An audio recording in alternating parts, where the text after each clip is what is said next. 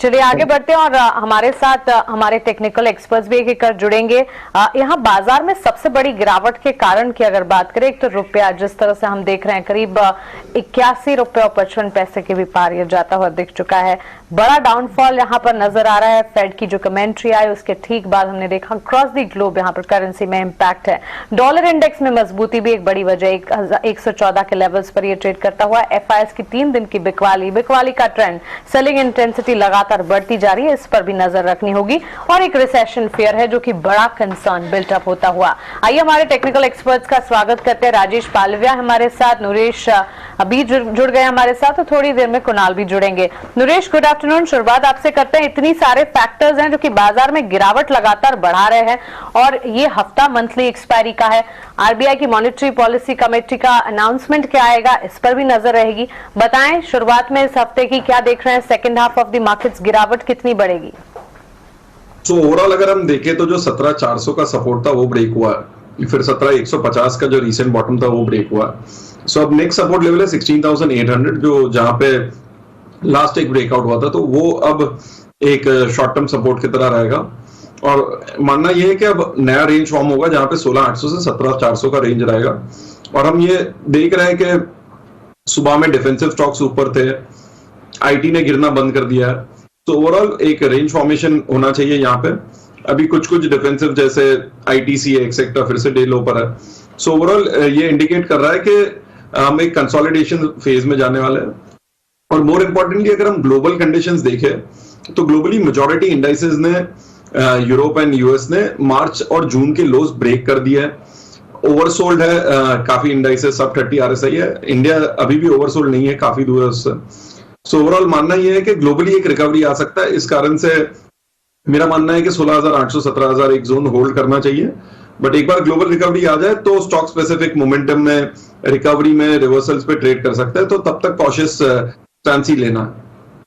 ठीक है, cautious stance तो है नरेश, फिर ऐसे में क्या हेज स्ट्रैटेजी है आपकी या फिर डिफेंसिव बेट्स ज्यादा चूज कर रहे हैं आप? ऐसे पीरियड में मैं थोड़े डिफेंसिव बेट्स लूंगा या स्टॉक्स जो काफी गिर गए। तो एक सबसे पहले रहेगा जो एक्सिस बैंक है, जो 800-820 जोन से 740-45 आ गया। लास्ट स्विंग लो इसका 730 है, तो यहां से एक बाउंस आ सकता है 780 तक। सो रिस्क रिवॉर्ड ट्रेड होगा, स्टॉप लॉस 730, टारगेट 780।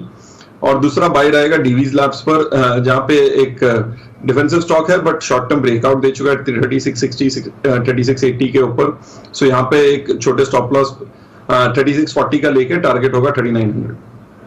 ठीक है, एक्सिस बैंक और डिविस लैब तो इंटरेस्टिंग है, एक चैनल का ब्रेकआउट कर रहा है। अगर आप इसको ड्रॉ करके देखेंगे पिछले 6-7 दिन से, तो आपको साफ दिख जाएगा कि डिविस लैब एक अच्छा काउंटर है जिसने आज ब्रेकआउट का एक कैंडिडेट बन रहा है। ठीक है नरेश, बहुत शुक्रिया आपका दोनों शेयर्स आज बताने के लिए कि एक्सिस बैंक आप बता रहे हैं, दूसरा डिविस लैब बता रहे हैं। बैंकिंग का हो गया, फार्मास्यूटिकल्स का। राजेश जी भी इस बीच हमारे साथ जुड़ चुके हैं, साथ ही कुणाल भी हैं हमारे साथ स्टूडियोज में। राजेश जी बहुत बहुत शुक्रिया, thank you very much. Index का व्यू मैं बाद में लूंगा, पहले जरा मेरे को शेयर्स बताइए, कहीं ऐसा ना हो कि आपसे पूछते पूछते में 2-4% ही हाथ से निकल जाए। आप शेयर बता दीजिए पहले। गुड आफ्टरनून डिम्पी जी, good afternoon everyone.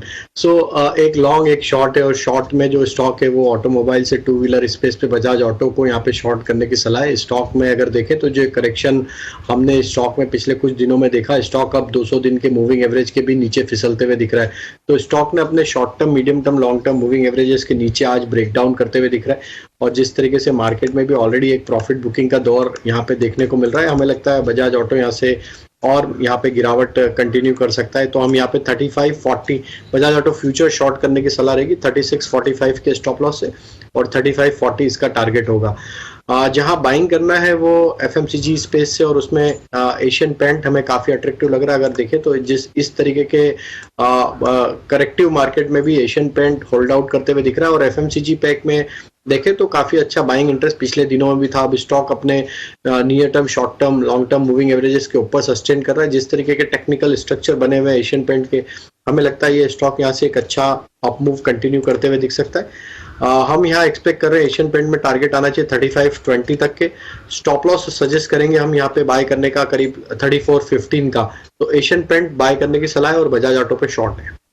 Bye call और एक सेल प्रॉफिट बुकिंग है और इस वक्त इस प्रॉफिट बुकिंग में बजाज ऑटो का स्टॉक कर राजेश जी की तरफ से sell call. Asian Paints of course paint stocks में जो कमजोरी है, क्रूड का डाउनफॉल एक बड़ी वजह और इसी के चलते यहाँ पर एशियन पेंट्स में इस वक्त हम देख रहे हैं अच्छी पॉजिटिविटी, खरीदारी की राय। यहाँ पर हमारे साथ कुणाल भी जुड़ गए हैं। Kunal, good afternoon. डाउनफॉल लगातार हम देख रहे हैं। डॉलर इंडेक्स की बात करें वो एक लेवल पर जा रहा है, करेंसी की बात करें वो नीचे ही जा रही है लगातार, और इसमें भारतीय बाजार मंथली एक्सपायरी का हफ्ता, वॉलेटिलिटी जायज है लेकिन इतनी गिरावट।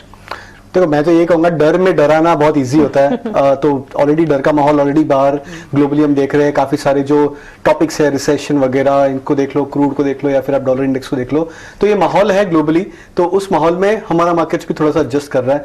मैं तो ये कहूंगा, मेरा अनुमान से आई थिंक मार्केट्स थोड़ा सा जो रिस्क है वो एडजस्ट कर रहा है। सो जो 18,000 के आसपास जो बिल्कुल भी रिस्क नहीं था मार्केट में, मेरे हिसाब से आई थिंक वो एक रिस्क की एडजस्टमेंट हो रही है या रीप्राइसिंग हो रही है, उस हिसाब से इंडेक्स करेक्ट कर रहा है। और मेरा मानना है कि पॉसिबल है कि यहाँ से काफी सारे सेक्टर्स में एक नया ट्रेंड बन के उभर आ सकता है। तो मेरे जो व्यू है वो एक्सट्रीम बेरिश नहीं है मार्केट्स में, बट मेरा ऐसा मानना है कि ये करेक्टिव फेज है मार्केट्स का।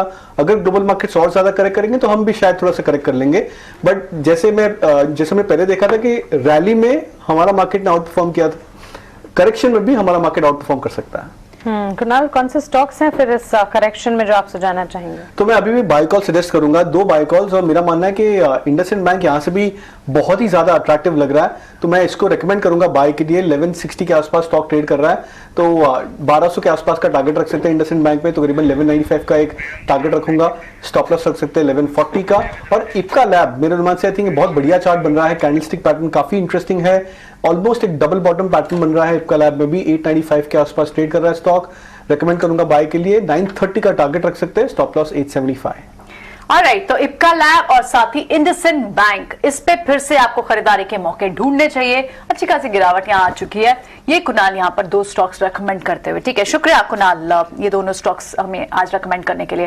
लेकिन इस बीच और कहां होंगे ट्रेडिंग के मौके, ये तो हमारे एक्सपर्ट्स ने अपनी इनिशियल ऑब्जर्वेशन दी है। कुछ और स्टॉक्स भी समझ लेते हैं कि क्या उस पर करना चाहिए। आज कोफोर्ज हम सुबह से ही देख रहे थे, कोफोर्ज परसिस्टेंट ने भी शुरुआती ट्रेड में ही साइंस दे दी कि वहां शॉर्ट कवर हो सकते हैं, हम एम्फेसिस भी।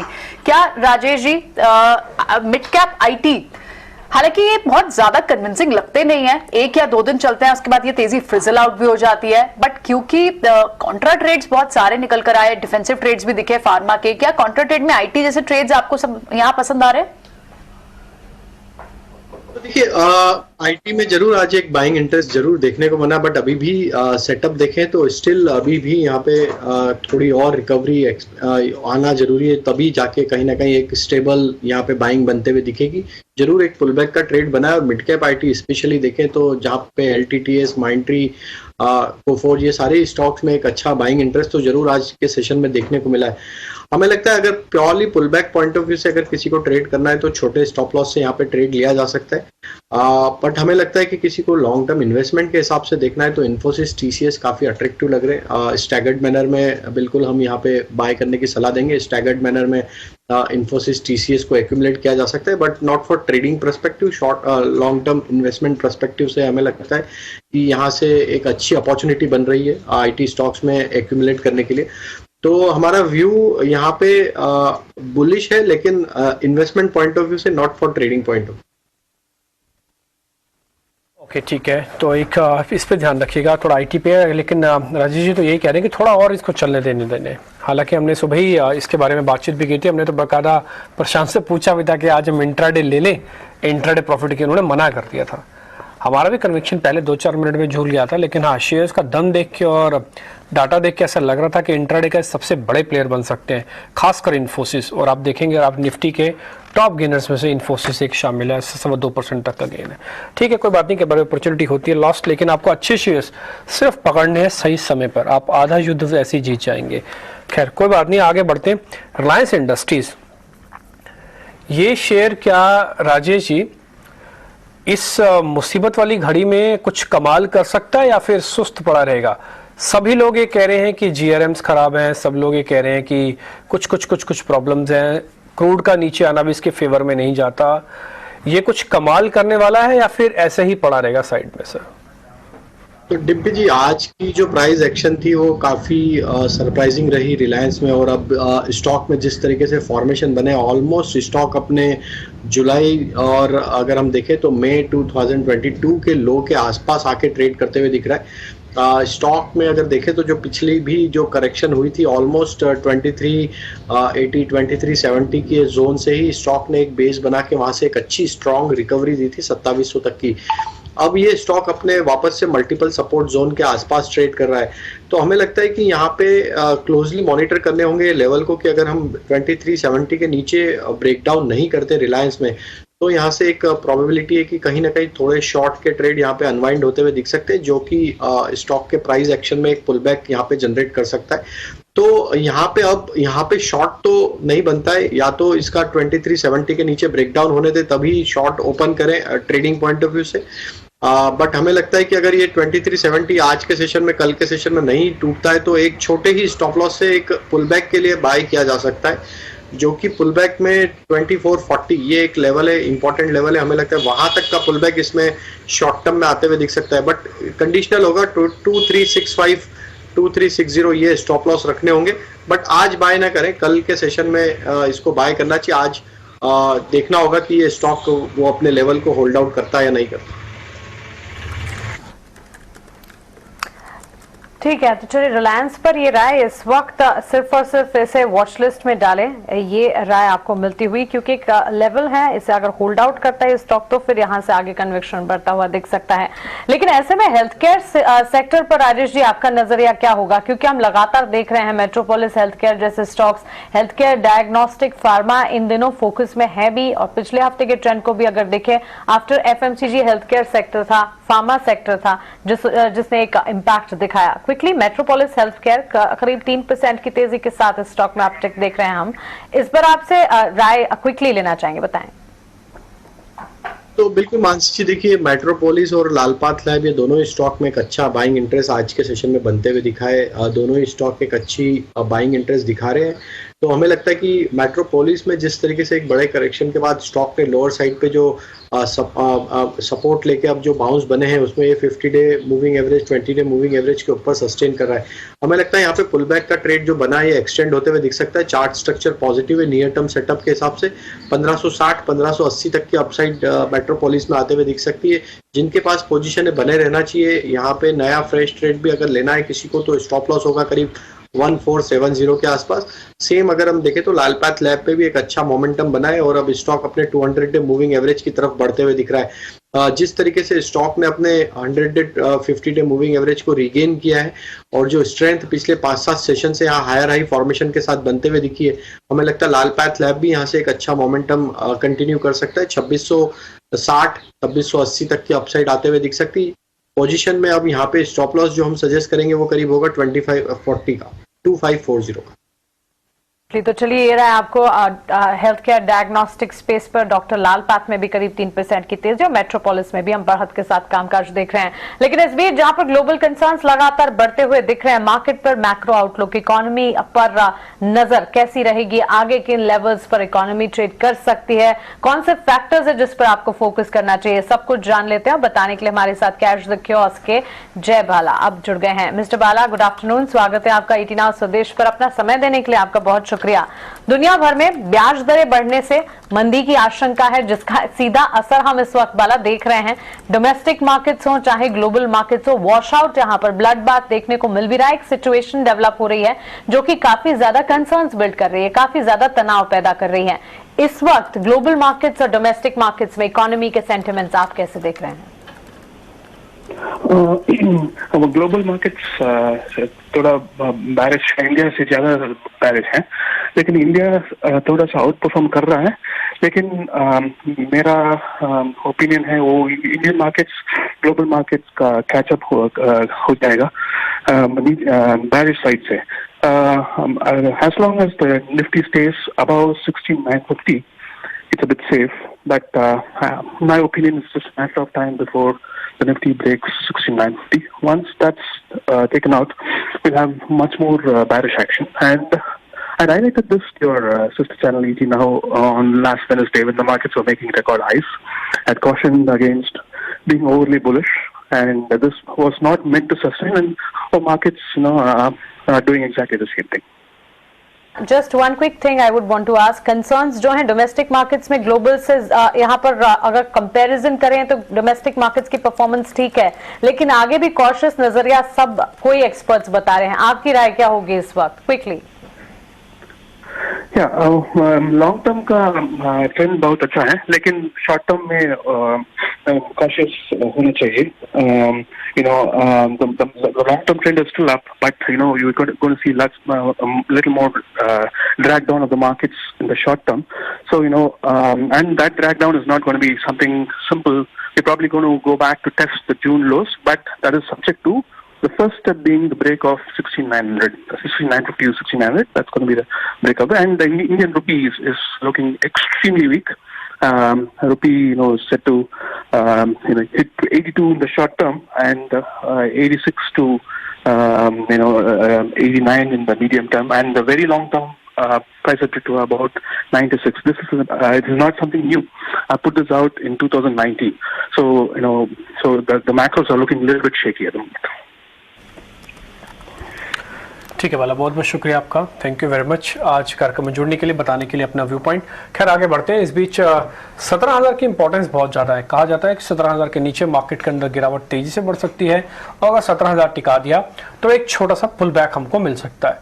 ये 17,000 की इंपॉर्टेंस क्या, यहाँ पे कौन सा गोल्डन क्रॉसओवर्स बन रहा है, 200 दिनों की एवरेज का आज मार्केट ने सपोर्ट लिया, इसकी कैसे इंपॉर्टेंस चेक करें, इसके लिए सीधा हम चलते हैं अपने सहयोगी के पास, प्रियंका के पास, और उनके साथ है कुणाल समझाने के लिए. Priyanka, over to you. शुक्रिया. देखिए आज कुणाल मेरे साथ है और सबसे पहले कुणाल से ही समझने की कोशिश करते हैं. कुणाल, क्योंकि पैनिक ना बाजार में ट्रेडर्स के बीच में, इन्वेस्टर्स के बीच में इसलिए भी ज्यादा है क्योंकि 17,000 को एक बार हमने ब्रीच किया, भले हम रिकवर हुए थे, उस रिकवरी को भी हमने देखिए आधा तो इरोड कर दिया है, जो लगभग 140 पॉइंट्स की रिकवरी आ गई थी 17,000, फिर से आप ऑलमोस्ट 70-60 पॉइंट्स आपने इरोड कर दिए हैं. तो ये 17,000 एक बार ब्रीच होने के बाद, अभी जय वाला भी यही बात कर रहे थे, 16,950 होता है तो बियरिश और नीचे खुल सकती है रेंज. अभी आप इस वक्त मार्केट को कैसे रीड कर रहे हैं? ट्रेडर्स को इस वक्त क्या पैनिक करना चाहिए या नहीं करना चाहिए? तो बहुत अच्छी बात कही आपने. मेरे अनुमान से आई थिंक 17,000 के आसपास ये एक बहुत इंपॉर्टेंट लेवल टेक्निकली जो हम चार्ट्स में भी देखेंगे, क्योंकि ये सबसे इंपॉर्टेंट सपोर्ट पॉइंट है इंडेक्स के लिए. ये लेवल्स पे पैनिक करना मेरे अनुमान से थोड़ा सा लेट रिएक्शन हो जाएगा मार्केट्स के लिए. तो अगर हम चार्ट्स की भी बात करें तो जो सबसे इंपॉर्टेंट फिनोमेना हुआ है निफ्टी पे, वो है ये गोल्डन क्रॉसओवर, जहां पे वो जो 50 डे मूविंग एवरेज की जो लाइन है उसने 200 डे मूविंग एवरेज को क्रॉस किया है. ये इंसिडेंट लास्ट 20-25 ईयर्स में निफ्टी में बहुत बार हमने चार्ट्स में देखे, बट जब ये हुआ है तब इंडेक्स ने 200 डीएमए तक रिट्रेस किया है और वहां से बहुत बड़ा बाउंस आया इंडेक्स में. एक गोल्डन क्रॉसओवर वाली बात हो रही है, एक और हमारे पास स्लाइड होगी जिसमें ये दिखाया गया होगा, कुणाल ने बहुत ही अच्छे से हमारे लिए फिगर आउट किया है कि भले ही हम 17,000 के पास आए तो जरूर है ना. नहीं, आप इन लेवल्स की बात कर रहे हैं कुणाल? एग्जैक्टली. सो ये जो आप पॉइंट्स देख रहे हो कि जब 17,000 हमें जो गोल्डन क्रॉसओवर वाला पॉइंट है, ये वाला जो पॉइंट है, जब हमने क्रॉसओवर किया, आप देख रहे हो कि एग्जैक्टली ब्लू लाइन पे आके ये करेक्शन स्टॉप हो गया. करेक्ट. ये ब्लू लाइन इंडिकेट करता है कि 200 डीएमए का जो रीटेस्ट है वो कंप्लीट हो गया है, वहां से मार्केट वापस से बाउंस फेज में आ जाता है. तो ये जो हमारा 200 डीएमए है, ये लेवल्स कहां हैं कुणाल? 17,000 के आसपास ही है. 16,990 and apparently we made a low of exactly that 16,990. Alright, तो यानी वही 200 डीएमए पिवट लेवल है, हमारे पिवट सपोर्ट लेवल है. Correct. तो गोल्डन क्रॉसओवर उसके आसपास है. तो दैट मींस आप क्या कहना चाह रहे हैं कि बाजार में भले ही अभी आपको शॉर्ट टर्म पेन दिख रहा हो, लेकिन we are ready for a big bounce? तो यस, तो यहाँ पे पैनिक करना मेरे अनुमान से थोड़ा सा लेट रिएक्शन हो जाएगा, rather than that wait for a bounce. जो मेरे अनुमान से बाउंस अगर शेप अप होगा इंडेक्स में, वो 17,300 350 के आसपास का एक बाउंस आना चाहिए. अगर आपको शॉर्ट करना है तो वहां पे शॉर्ट कीजिए rather than shorting at current level. ठीक है. ये जो गोल्डन क्रॉसओवर वाली बात आपने कुणाल बताइए, क्या ये हिस्ट्री में कई बार रिपीट हुआ है? क्या इसके इंस्टेंस बार बार आए हैं और इसी तरह की मूवमेंट देखी है बाजार में? एग्जैक्टली, बहुत बार रिपीट हुआ है. ये देखिए, तो मैंने लास्ट टाइम अभी दिखाया आपको अगस्त 2020, ये आप देख रहे हैं कि मार्च 2019 exactly 200 day moving average cross होने के बाद में हम देख रहे हैं चार्ट्स पे 200 डीएमए पे टच करता है और वहीं से मार्केट बाउंस करता है. 2-3 दिन कंसोलिडेट करता है, उसके बाद में एक अच्छी मूव आती है बाउंस बैक की. ऑलराइट, ये तो बहुत ही इंटरेस्टिंग रिपोर्ट कुणाल ने हमारे सामने हाईलाइट की कि यहाँ पर जहाँ पर एक तरफ जो थॉट प्रोसेस ये लग रहा है कि आपको यहाँ पैनिक ट्रेडर्स पैनिक कर रहे हैं, 17,000 के पास आपको लग रहा है एक बार रीच करे तो शायद क्या शॉर्ट टर्म पेन रह सकती है, या फिर हम और नीचे की तरफ रेंज खुलने की बात भी यहाँ हो रही है। लेकिन एक बहुत ही इंटरेस्टिंग कुणाल जो पॉइंट बता रहे हैं वो है गोल्डन क्रॉसओवर का, कि जब भी हिस्ट्री में हमने गोल्डन क्रॉसओवर के मूवमेंट्स देखे हैं, 200 डीएमए के पास जब आया है इंडेक्स, वहां से वो बाउंस बैक भी हुआ है। So we are in for a bounce back. बहुत बहुत शुक्रिया कुणाल इस अपडेट के लिए। Over to you Dimpy. ठीक है, तो गोल्डन क्रॉसओवर्स की अहमियत, 17,000 की अहमियत, 200 दिन की एवरेज की अहमियत, ये सब कुछ हम आपके सामने इसलिए लेके आ रहे हैं कि अगर आपके मन में कोई भी संशय है तो कम से कम जो टेक्निकल बेसिस है उसके बेसिस पर आप इसको समझ पाएंगे। ठीक है कुणाल, बहुत शुक्रिया आपका भी आज, थैंक यू वेरी मच, आपने अच्छे से चार्ट के जरिए वो हमको बताया। एक दो बैंक और हैं जिसपे हम थोड़ा व्यू पॉइंट लेना चाहते हैं राजेश जी आपसे। मैं एक्सेस के बारे में तो नहीं पता करूंगा क्योंकि ऑलरेडी हमको वो पहले नरेश बता के गए। एक और बैंक है जिसको कहते हैं कोटक महिंद्रा बैंक, क्या ये अपनी इमीडिएट गिरावट को कर चुका पूरा सर, एक बेस बना चुका है, कहीं आसपास का सपोर्ट है? मैं आपसे थोड़ा स्पेसिफिक क्वेश्चन पूछ रहा हूँ, 2-4। मेरे को ऐसा लगता है कि सारे शेयर्स ठीक हैं बट मार्केट की गिरावट की वजह से थोड़ा नीचे आ गए हैं। जी देखिए, कोटक महिंद्रा बैंक अब जहां ट्रेड कर रहा है वो ऑलमोस्ट इसका 100 डे मूविंग एवरेज है उसके आसपास अभी ये स्टॉक ट्रेड करते हुए दिख रहा है। तो करेक्शन तो इसमें पिछले 4-5 सेशन में जो हुए हैं स्टॉक एक अच्छे सपोर्ट के आसपास अब ट्रेड करते हुए दिख रहा है। हमें लगता है 1800-1805 एक इम्पोर्टेंट सपोर्ट एरिया, अगर ये लेवल को होल्ड आउट करता है तो एक 5-6 दिन के करेक्शन के बाद यहाँ पे एक हाई प्रोबेबिलिटी के पुलबैक का ट्रेड भी बनते हुए दिख सकता है, क्योंकि नियर टर्म चार्ट पे देखें तो एक ओवरसोल्ड जोन की तरफ यहाँ पे बढ़ते हुए दिख रहा है। तो हमें लगता है 1805 के लेवल को वॉच आउट करना चाहिए। अगर वो लेवल का ब्रेकडाउन नहीं होता है तो यहाँ से एक पुलबैक इसमें देखने को मिल सकता है 1 से 2 ट्रेडिंग सेशन में। पुलबैक कहाँ तक बन सकता है? पहला लेवल होगा इसका करीब 1860-1870 तक, वो लेवल इंपॉर्टेंट होंगे। अगर वो लेवल क्रॉस हो जाते हैं तो हमें लगता है कि जो करेक्शन था वो पूरा होते हुए दिखेगा और फिर स्टॉक वापस अपने एक अपमूव को भी कंटिन्यू करते हुए दिख सकता है आगे आने वाले दिनों में। तो जिन्हें भी यहाँ पे बाय करना है तो 1798 ये स्टॉप लॉस जरूर रखें और ये करेक्शन में एक अपॉर्चुनिटी जैसा यूज करके यहाँ पे बाय किया जा सकता है 1798 के स्टॉप लॉस से। और ये यहाँ पर अगर बैंकिंग स्पेस की बात करें, पर्टिकुलरली निजी बैंक क्षेत्र, तो इस वक्त काफी अच्छे अपॉर्चुनिटीज बिल्टअप होते हुए दिख रहा है। कोटक बैंक का, इंडसइंड बैंक, जिस तरह से नरेश भी हमें सुझाव कर गए, राजेश का भी यहाँ पर नजर आता हुआ दिख रहा है। ICICI बैंक, इन तमाम स्पेसेस पर खास तौर से नजर रखनी चाहिए। और प्राइवेट बैंक स्पेस की अगर बात करें, इस गिरावट में प्राइवेट बैंक स्पेस को खेलना चाहिए, ये राय एक्सपर्ट्स की तरफ से, चाहे फिर टेक्निकल हो या फिर फंडामेंटल, उनकी तरफ से लगातार आ रही है। जहां फंडामेंटल एक्सपर्ट्स की बात चली है, फंडामेंटल एक्सपर्ट्स का मैक्रो नजर या मैक्रो अप्रोच बाजार पर क्या है, इसे लगातार समझने की कोशिश हमारी रहती है। IIFL फाइनेंस के फाउंडर और चेयरमैन निर्मल जैन से हमारे सीनियर एडिटर अजय शर्मा ने खास बातचीत की और इस खास बातचीत में निर्मल जैन ने कहा कि भारत में हाउसिंग सेगमेंट अगले 10 साल तक ग्रोथ के काफी अच्छे मौके दिखा सकता है। इसके अलावा भी बाजार को लेकर मैक्रो आउटलुक निर्मल जैन से हमने समझने की कोशिश की। आइए आपको भी सुनाते हैं। जो हाउसिंग फाइनेंस है वो एक सब्सिडरी 100%, और मैं समझ रहा हूँ कि ये बिजनेस सबसे तेज़ी से बढ़ रहा है क्योंकि इंडिया में जो है हाउसिंग पेनिट्रेशन जो है अभी भी कम है और हमारा जो फोकस है अफोर्डेबल हाउसिंग पर है। तो इसमें हम लोगों ने बहुत ज़्यादा कोई रोड शो या ब्यूटी परेड नहीं की, पर अबू धाबी इन्वेस्टमेंट जो आडिया है वो एक अच्छा नाम है और कुछ लोग जानते हैं, वो मिले। तो करीब मुझे लगता है 6 महीने लगे इसमें शुरुआत से ट्रांजेक्शन को पूरा कंप्लीट करने में, और आखिर के 1-1.5 महीने तो CCI के अप्रूवल में लग गए क्योंकि कंपटीशन कमीशन ऑफ इंडिया का अप्रूवल लगता है, भले ट्रांजेक्शन इतना बड़ा नहीं भी हो। और एक अच्छे इक्विटी इन्वेस्टर की जरूरत थी हमको क्योंकि इस बिजनेस में हम देख रहे हैं कि अगले 10 सालों तक ग्रोथ बहुत ही स्ट्रॉन्ग रह सकती है। हमने एक अच्छी नीश क्रिएट की अपने ब्रांच नेटवर्क और अच्छी टीम के साथ। अब ग्रोथ की अपॉर्चुनिटी भी अच्छी है क्योंकि पिछले 3 सालों में इंडस्ट्री में कंसोलिडेशन हुआ है। कुछ प्लेयर्स जो थे अफोर्डेबल हाउसिंग NBFC में वो अब स्केल डाउन हो गए, अब वाइंड अप हो गए। तो ये एक अच्छा समय था इसके लिए और पैसा रेस किया हम। अच्छा, मुझे थोड़ा, अब तो ट्रांजैक्शन पूरा हो गया है, थोड़ा अगर डिटेल्स में बताएं ग्रोथ का रनवे कैसा नज़र आ रहा है आपको, स्पेशली इस लाइट में कि दुनिया भर में स्लोडाउन के डर है, क्या भारत में भी उस स्लोडाउन का आंच आ सकती है? तो आपके बिजनेस किस तरह से सेट है उस ग्रोथ को इस स्लोडाउन के वातावरण में भी कैप्चर करने के लिए? इस समय का जो स्लोडाउन क्राइसिस है वो इंडिया के लिए बहुत ही इंटरेस्टिंग है और मैं समझता हूँ कि पूरे इस शताब्दी में अगर ये जो समय मिला है इंडिया को, वो जो अपॉर्चुनिटी मिली है, जो अवसर मिला है, वो एक यूनिक है। चलिए, तो आईएफएल फाइनेंस के निर्मल जैन से बातचीत का एक अंश आपने देखा, पूरा का पूरा कॉन्वर्जेशन भी लगातार 18 आवर्स स्वदेश पर आप देख पाएंगे। लेकिन इस बीच हेस्टर बायोसाइंसेस, इस स्टॉक को देखें, आज करीब 9% का उछाल, कमजोर बाजार में भी इस स्टॉक ने अच्छे अपमूव्स दिखाए और खबर है एक बड़ी जिसके चलते यहां पर हम तेजी देख रहे हैं। कंपनी ने लंपी स्किन वायरस के वैक्सीन की एक टेक्नोलॉजी जो है वो खरीदी है। बिजनेस एक्सपेंशन को लेकर कंपनी प्लान्स कर रही है, कैपेसिटी एक्सपेंशन और साथ ही गुड पॉक्स वैक्सीन के मैन्युफैक्चरिंग को लेकर कंपनी के प्लान्स हैं, जिसके चलते हम देख रहे हैं लगातार इसमें एक इंपैक्ट है। डिविजन वाइज भी अगर देखें, पोल्ट्री हेल्थ केयर में 77% रेवेन्यू कॉन्ट्रीब्यूशन है हेस्टर बायोसाइंसेस के और एनिमल हेल्थ केयर में 23%।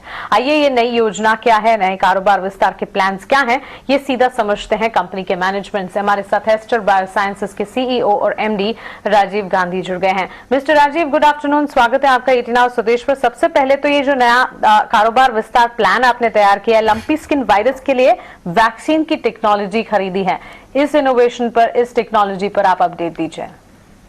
फिलहाल तो हमने एप्लीकेशन दी है गवर्नमेंट ऑफ इंडिया से to buy the technology for the lumpy skin disease vaccine. अभी हमारी बातचीत आजकल में चल रही है, तो उस हिसाब से तय होगा कि कभी हम वैक्सीन टेक्नोलॉजी खरीदेंगे और फिर हम उनको वो टेक्निक को लेके हम कमर्शियलाइजेशन पे ले जाएंगे। और ये कमर्शियलाइजेशन का वक्त करीबन 6 महीने से 12 महीने का होना चाहिए कमर्शियलाइजेशन प्रोसेस, क्योंकि हमारे पास पहले का काफी एक्सपीरियंस है इस तरह के वायरस हैंडल करने में, ये तरह की टेक्निक भी हैंडल करने में हमारे पास काफी एक्सपर्टीज है, इसके लिए इतना टाइम लगेगा। लेकिन फिलहाल तो हम गोटपॉक्स वैक्सीन मैन्युफैक्चर कर रहे हैं और बेच रहे हैं, जो लंपी स्किन डिजीज के सामने काफी इम्यूनाइजेशन अच्छा दे रहा है। मिस्टर गांधी, एक्चुअली मेरे को यही पता करना था, जो भी आप कह रहे हैं ना कि इम्यूनाइजेशन अच्छा दे रहा है गोट वाला, जो वायरस है उसके अगेंस्ट में, तो अगर मान लीजिए आपने टेक्निक ले ली और उसके बारे पूरा मेडिसिन बनने में, या फिर ये इसकी जो भी टेक्निक आप बता रहे हैं, ये प्रोसेस कितना लगता है, टाइम कितना लगता है एक्चुअली में, अगर मान लीजिए कल ही मिल गया आपको इन दैट केस तो? जैसे कि मैंने कहा 6 महीने से 1 साल लगेगा ये टेक्नोलॉजी कमर्शियलाइज करने के लिए। लेकिन इन दैट टाइम ऐसी कोई मतलब आपत्ति नहीं आ जाएगी, क्योंकि ये गोटपॉक्स वैक्सीन जो है वो इम्यूनाइज कर रहा है कैटल को और बफेलोज को अगेंस्ट लंपी स्किन डिजीज। अभी गवर्नमेंट ने आपको परमिशन दे रखी है कि आप गोट के अलावा कैटल्स को, दूसरे कैटल्स को भी ये वैक्सीन लगा सकते हैं? मैं थोड़ा क्लैरिफिकेशन चाहता हूँ। There is a notification, government of India, department of animal husbandry ने एक नोटिफिकेशन जाहिर किया है कि ये गोटपॉक्स वैक्सीन हम लंपी स्किन डिजीज के इम्यूनाइजेशन में यूज कर सकते हैं। और ये सिर्फ इंडिया में नहीं, ये वर्ल्ड वाइड प्रैक्टिस है। Goatpox vaccine can be used for immunising against lumpy skin disease. Mister Rajiv, आपका बहुत शुक्रिया हमारे साथ जुड़ने के लिए, इस नए इनोवेशन पर हमसे बातचीत करने के लिए, और जिस तरह से आपने हमें कहा कि अप्रूवल के लिए अभी भेजा गया है। उम्मीद करते हैं कि जल्दी अप्रूवल्स मिले और आप अपने कारोबार विस्तार प्लान्स में सक्सेसफुल हो। आने वाले क्वार्टर्स के लिए आपको ढेरों शुभकामनाएं। हेस्टर बायोसाइंसेस, यहाँ पर अगर देखेंगे स्टॉक में करीब 9% की तेजी, और कारोबार विस्तार को लेकर ये जो नई योजना है, कह सकते हैं कि कैपेसिटी एक्सपेंशन, गोटपॉक्स वैक्सीन के लिए जो मैन्युफैक्चरिंग की खबर आती हुई देखने को मिली है, इसका एक असर यहां पर। हमारे साथ श्रीकांत चौहान भी जुड़े हैं। श्रीकांत, आपके पास भी आएंगे, स्ट्रैटेजी समझेंगे, आपके पिक समझेंगे, लेकिन राजेश जी, हेस्टर बायोसाइंसेस पर क्विकली अपनी राय दीजिए। न्यूज फ्लो है जिसका इंपैक्ट नजर आ रहा है कि टेक्निकली भी चार्ट्स काफी मजबूत हैं। तो मानसी जी, देखिए, हेस्टर बायो में एक करेक्शन के बाद आज एक अच्छा पुलबैक जरूर बना, और स्टॉक में जो पुलबैक बना है वॉल्यूम एक्शन के साथ बने, और स्टॉक में जो पुलबैक में अब 50 डे 100 डे मूविंग एवरेज को ये अब क्रॉस करते हुए दिख रहा है।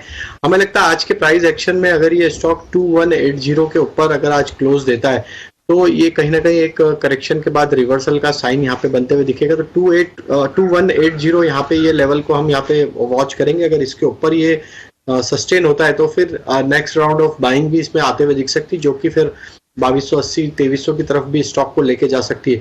तो एक बड़े करेक्शन के बाद स्टॉक में आज एक फर्स्ट बाइंग अटेम्प्ट यहाँ पे बनते हुए दिख रहा है विद वॉल्यूम एक्शन। तो हमें लगता है कि बने रहना चाहिए जिन्होंने लोअर साइड पे पोजीशन लिया है। स्टॉप लॉस जरूर फॉलो करें यहाँ पे, स्टॉप लॉस होगा करीब 2090 के आसपास। शेयर्स तो आप बता ही रहे हैं, एस्टर बायो के अंदर थोड़ी मजबूती आ सकती है। मैनेजमेंट ने 2-3 चीज़ें बड़ी क्लियर की हैं। पहला, एक तो वो कह रहे हैं कि जो मेडिसिन बनेगी लंपी के लिए स्पेशली, वो बनेगी 6 महीने बाद, पहला पॉइंट। दूसरा पॉइंट वो ये कह रहे हैं कि जो गोट को लेकर वैक्सीन अभी लगाई जाती है, इसी डिसीज़ को लेकर, टिपिकली इसी तरह के वायरस को लेकर, वो उसका नोटिफिकेशन ऑलरेडी गवर्नमेंट ने दिया हुआ है कि आप वो वैक्सीन का इस्तेमाल कर सकते हैं। तो उसमें 2 हिस्से हैं, एक तो पुराना एक्सपीरियंस, दूसरा वो कह रहे हैं बातचीत चल रही है, 102 दिन में फाइनल हो जाएगा मैटर, तो लंपी वाला डिसीज़ का भी वैक्सीनेशन इनके पास आ जाएगा। तो 2 बड़े हिस्से इनके पास आ जाएंगे, इसलिए फिर मार्केट इसको एक अच्छा रिवॉर्ड भी कर रहा है। और आज आप देख रहे हैं गिरते हुए मार्केट में भी 8-8.5% ऊपर है। नो डाउट जब कंपनी इस तरह की वैक्सीन लगाएगी तो कैपेक्स भी करेगी, तो आप इसको ये भी समझ सकते हैं कि कैपेक्स एक्सपेंशन भी होगा आगे चलकर। तो 2-3 चीज़ें एस्टर बायो के फेवर में आ रही हैं। और राजेश जी ने इसके लेवल्स के बारे में ऑलरेडी बता दिया कि आज काफ़ी अच्छे वॉल्यूम के साथ ये शेयर चला है। ट्रस्ट कर सकते हैं इस शेयर को। आज के दिन तो इसने काम किया है, कल का कल देखेगा, लेकिन जिनको आज का प्रॉफिट है अगर वो लेना चाहें तो उनकी अपनी मर्जी हो सकती है। चलिए ठीक है। लेकिन इस बीच डिम्पी हमारे साथ एक और एनालिस्ट जुड़ गया है, हमारे साथ श्रीकांत चौहान भी है पैनल पर, उनसे भी समझते हैं कि वो क्या नजरिया बना रहे हैं। Shrikant, good afternoon. एक बहुत ही इंटरेस्टिंग अभी फैक्ट हम बात भी कर रहे थे कुणाल के साथ, वो ये कह रहे थे कि 200 DMA जो 16,990 ये एक बहुत बड़ा सपोर्ट भी है। और एक बार हमने देखा भी कि आज जब 17,000 एक बार ब्रीच हुआ था तो वहीं से रिकवर भी हो गया। आप कितने चांसेस देखते हैं यहाँ से बाउंस बैक करने के बाजार के? बिल्कुल, तो देखिए हमें लगता है कि इस मार्केट में जो सेल ऑफ बना है वो एक ब्रॉड बेस्ड सेल ऑफ बना है। काफी सारे स्टॉक एक साथ नीचे आए हैं, तो यकीनन यहाँ से एक रिबाउंड हमें देखने मिलेगा, जो मुझे लगता है कि शायद 17,000 से 17,150 वहां तक तो एक बाउंस बैक हो चुका है। बट ये पुल बैक हमें लगता है कि थोड़ा कमजोर रहेगा, क्योंकि 17,150 इसके लिए एक इंपॉर्टेंट रेजिस्टेंस था और इमीडिएटली जैसे उसने उसको छुआ इंट्राडे में, हमने वापस एक सेल ऑफ देखा। तो हमें लगता है कि शायद थोड़ा मार्केट और वक्त निकाल सकता है, और अगर मार्केट में अगर करेक्शन अगर आता है तो शायद हम 16,700 के भी लेवल्स देख सकते हैं। और on the higher side, because की एक्सपायरी है, पुट कॉल रेशियो काफी नीचे आ चुका है, इंडिया विक्स काफी बढ़ चुका है, तो अगर रिबाउंड अगर कंटिन्यू होता है तो बहुत जरूरी है इस मार्केट को to cross the level of 17,170। जैसे इस लेवल को निकालेगा उसके बाद हमें लगता है कि वापस एक बार मार्केट 17,400 के लेवल्स को छू सकता है। तो क्रूशियल लेवल रहेगा 17,170, और अगर मार्केट इसी तरह मायूस रहा तो शायद एक बार हम लोग 16,700 के भी लेवल्स देख सकते हैं।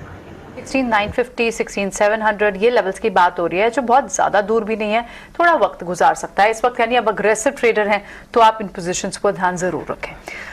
लेकिन इस बीच एक बार आज बीएसई के कुछ स्टॉक्स भी देख लेते हैं जहां पर आप एक्टिविटी देख रहे हैं, क्योंकि बाजार में प्रेशर तो आज सबसे ज्यादा माउंट हुआ है, तो बैंकिंग पीएसयू स्पेस से हुआ है। बीएसई टॉप 100 के कुछ काउंटर्स हम यहाँ लेकर आते हैं और देखते हैं कि वहां इस वक्त किस तरह की एक्टिविटी देखने को मिल रही है। अगर बीएसई के इस वक्त कुछ काउंटर्स जो हमारे सामने आ रहे हैं, सीमेंट पैक से ही चलिए हम देख लेते हैं कि आज सीमेंट पैक में, क्योंकि हमने देखा कि सुबह थोड़ी सी तेजी तो थी, एक रिकवरी तो अटेम्प्ट हो रही थी, लेकिन उसके बावजूद पूरे स्पेस से रिकवरी देखने को मिली। बीएसई के सीमेंट पैक के कुछ काउंटर्स में आपको इंडिया सीमेंट्स लगभग 7% की गिरावट वहां देखने को मिल रही है। ये स्टॉक्स भी कुछ ऐसे स्टॉक्स हैं जो इस एंटिसिपेशन में अच्छी मूव दिखा चुके हैं कि बड़े प्लेयर आ सकते हैं और पूरे स्पेस में कंसोलिडेशन तो चल रही है। कुछ दूसरे काउंटर्स जिसमें आप अब देख रहे हैं, जेके सीमेंट हो, हिडलबर्ग सीमेंट हो, यहां पर भी आपको आज 5% की गिरावट देखने को मिल रही है। इसके अलावा कुछ और दूसरे काउंटर्स जो हम देख रहे हैं जहां पर आपको बड़ी गिरावट देखने को मिल रही है बीएसई में, वहां पर सेक्टर वाइज आपको जो बड़ी गिरावट आज देखने को मिल रही है उसमें आपको public sector space, banking space, इन सब स्टॉक्स में, इन सब स्पेसेस में ज्यादा गिरावट देखने को मिल रही है। तो अगर सीमेंट स्पेस पे एक मेरा सवाल हो आपसे राजेश कि क्या एक्यूमुलेशन का सही मौका है, यहाँ पर कोई बाइंग के मौके ढूंढने चाहिए या फिर अभी थोड़ा और इंतजार करें? क्योंकि अगर जब एक बार नीचे के रेंज की बात हो रही है तो शायद ये स्टॉक्स और नीचे के डिप्स पे मिल जाए।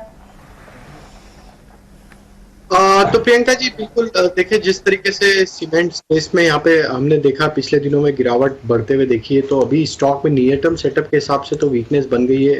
हमें लगता है कि सीमेंट स्पेस पे अभी यहाँ पे दूर रहना चाहिए। यहाँ पे अभी और करेक्शन एक्सटेंड होते हुए दिख सकता है। सभी सीमेंट स्टॉक में हमें लग रहा है जिस तरीके से यहाँ पे सप्लाई बना है, नियर टर्म मूविंग एवरेजेस के नीचे फिसलते हुए दिख रहे हैं, तो थोड़ा हमें लगता है कि वेट करना चाहिए। अभी और यहाँ पे कंटिन्यू होते हुए दिख सकती सीमेंट स्पेस में यहाँ पे बिकवाली, तो वेट एंड वॉच ही रखना होगा, क्योंकि जब तक निफ्टी में अब 17,150 17,200 के लेवल वापस से रिगेन नहीं होंगे क्लोजिंग बेसिस पे, हमें लगता है थोड़ा मार्केट में एक सप्लाई प्रेशर बनते हुए दिखेगा। और ये सारे सेक्टर में देखें तो एक अच्छा मोमेंटम पिछले कुछ दिनों में बना था, तो यहाँ पे प्रॉफिट टेकिंग जरूर देखने को मिल रही, क्योंकि मार्केट एक करेक्टिव मूव मोड में आते हुए दिख रहा है और ग्लोबल अनसर्टनिटी वॉलेटिलिटी के चलते यहाँ पे जरूर एक प्रेशर बनते हुए दिख रहा है। तो जिस तरीके के शॉर्ट बिल्टअप यहाँ पे सीमेंट स्पेस पे बने, हमें लगता है थोड़ा अभी वेट करें और भी करेक्शन एक्सटेंड होते हुए दिख सकता है। ऑलराइट, तो करेक्शन और एक्सटेंड हो सकता है, वेट करें, नीचे के लेवल्स आपको मिल जाएंगे। एक और कुछ और स्टॉक्स जो हम बीएससी के 100 में इस वक्त टॉप लूजर्स देख रहे हैं, उसमें आपको टाटा केमिकल्स भी दिख रहा है, लगभग 5.5% का डेंट यहां दिख रहा है।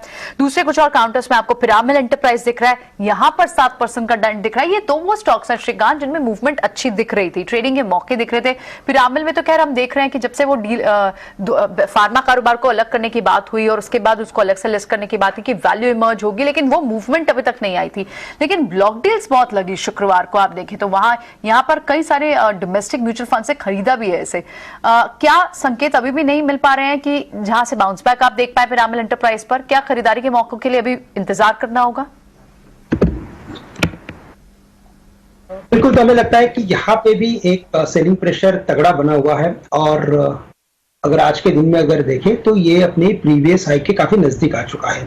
अगर इस इन लोज को अगर प्रीवियस लोज के काफी नजदीक आ चुका है, और अगर प्रीवियस लोज को अगर ये ब्रेक करता है, यानी कि 900 के लेवल्स के अगर नीचे अगर ये सस्टेन होता है, तो फिर हमें लगता है कि शायद ये स्टॉक एक बार 850 के भी लेवल्स दिखा सकता है। तो काफी तगड़ा प्रेशर है और हमें लगता है कि यहाँ पे अगर कोई भी अगर लॉन्ग पोजीशंस है तो उसे एज अ स्टॉप लॉस कुछ हमें लॉन्ग करना, यानी कि कंटिन्यू करना पड़ेगा।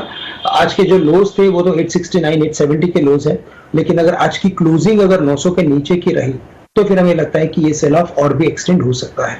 तो 900 का स्टॉप लॉस रखें लॉन्ग पोजीशंस के लिए, और यहाँ पे मुझे नहीं लगता कि फॉलिंग नाइफ को पकड़ने की कोई जरूरत है। Stay away for the time भी। ठीक है, अभी थोड़ा से दूर रहना चाहिए, जैसे हम आपको सुबह भी बता रहे थे। पहले कंपनी फार्मास्यूटिकल्स थी, फिर बाद में हाउसिंग के अंदर आई, अब जनरल इंश्योरेंस कारोबार भी रिलायंस का खरीदना चाहती है ज्यूरिक के साथ मिलके। तो ये कुछ खबर है मार्केट के अंदर, लेकिन प्राइस एक्शन ये बता रहा है कि थोड़ा दूर रहना चाहिए अभी फिलहाल, अभी शेयर से थोड़ा सा भी दूर रहे। हालांकि जो प्राइस अभी आप देख पा रहे हैं, इनके अलग अलग दो बिजनेस थे जिसको इन्होंने बांट दिया, उसके बाद के प्राइजेस हैं। इससे पहले तो 1700-1800 का शेयर हुआ करता था। ये आगे बढ़ते हैं, थोड़ी देर में संजीव बसीन हमारे साथ जुड़ जाएंगे, लेकिन ठीक उससे पहले सैमसंग के साथ मिलकर एक्सिस बैंक ने एक नया क्रेडिट कार्ड लॉन्च किया है। इस पर हमारे सहयोगी समीर दीक्षित ने एक्सिस बैंक के एमडी और सीईओ अमिताभ चौधरी से खास बातचीत की है। आइए देखते हैं पहले वो। पहला सवाल यही है कि आपने सैमसंग के एक बड़े इंडस्ट्री प्लेयर के साथ में टाई अप करके एक को ब्रांडेड क्रेडिट कार्ड लॉन्च किया है। उम्मीद कितनी आपको लगती है कि ये आपके क्रेडिट कार्ड के कस्टमर बेस को कितना बढ़ा पाएगी, और आपके क्या अंदरूनी कोई इंटरनल टारगेट प्रोजेक्शन आपके खुद के लिए? एक्सिस बैंक ने जब से क्रेडिट कार्ड बिजनेस शुरू किया है, तब से एक्सिस बैंक हमेशा इस कोशिश यही रही हमारी कि हम इनोवेटिव प्रोडक्ट्स लाएं, नई कैटेगरी क्रिएट करें। हमने ये कि नया तरह का कार्ड है, एक ग्लोबल ब्रांड के साथ, ग्लोबल इनकी ख्याति इन सब ब्रांड्स की, और हम एक कंज्यूमर ड्यूरेबल्स कैटेगरी को अटैक कर रहे हैं। हमें ये लगता है कि और सैमसंग की बहुत लार्ज सेल्स फोर्स है, लार्ज नंबर ऑफ आउटलेट्स हैं, तो हमें ये लगता है कि एक नई कैटेगरी क्रिएट करेगा और हमारी ग्रोथ को पुश करता रहेगा। हमारा market share, incremental market share 17% है, और होपफुली ये इसमें और बढ़ोतरी करेगा। हमने ये एक जो हमारी पार्टनरशिप है, ये पहली शुरुआत है, पहला स्टेप है, और हमें पूरी हमारी उम्मीद है कि आगे ये इस पार्टनरशिप को और बढ़ा पाएंगे। आशावादी रवैये के अलावा चुनौतियां भी हैं, तो उन चुनौतियों पे आपकी क्या अंडरस्टैंडिंग कहती है, चाहे वो इन्फ्लेशन हो, स्लो डाउन को लेकर के तमाम कयास लगाए जा रहे हैं? देखिए, बैंकिंग रिस्क टेकिंग बिजनेस है, तो चुनौतियां तो हमेशा रहती हैं, तो इसमें काम ही हमारा ये है कि हम चुनौतियों को टैकल करें। तो चुनौतियां रहेंगी, और उन चुनौतियों में आइडिया ये है कि अपॉर्चुनिटीज आप फाइंड करते रहिए और अपना मार्केट शेयर और अपनी प्रेजेंस ग्रो करते रहिए। वही स्लो डाउन को लेकर के जितने क्या से आप वो तो हमारा एक रिस्क फ्रेमवर्क है, रिस्क फ्रेमवर्क में हम ऑब्वियसली कस्टमर्स को उस हिसाब से मैनेज करते हैं। हाँ, चुनौतियां हैं, हो सकता है कि हाँ इन्फ्लेशन नीचे ना आ पाए, ऐसा हो सकता है, बट हमें अपने रेगुलेटर्स और अपनी गवर्नमेंट में विश्वास रखना चाहिए। उन्होंने अब तक बहुत अच्छा काम किया है, आगे भी करते रहेंगे, तो हमारी यही उम्मीद है, और आई एम श्योर हमारी उम्मीद पूरी होगी। और उम्मीद शुक्रवार को लेकर के, आरबीआई पॉलिसी को लेकर के उम्मीद? देखिए, कमेंट्री तो ये है कि 35 से 50 बेसिस पॉइंट का इंक्रीज होगा, देखिए क्या होता है। हमसे बात करने के लिए कैमरामैन देवेंद्र के साथ समीर दीक्षित, ET Now स्वदेश।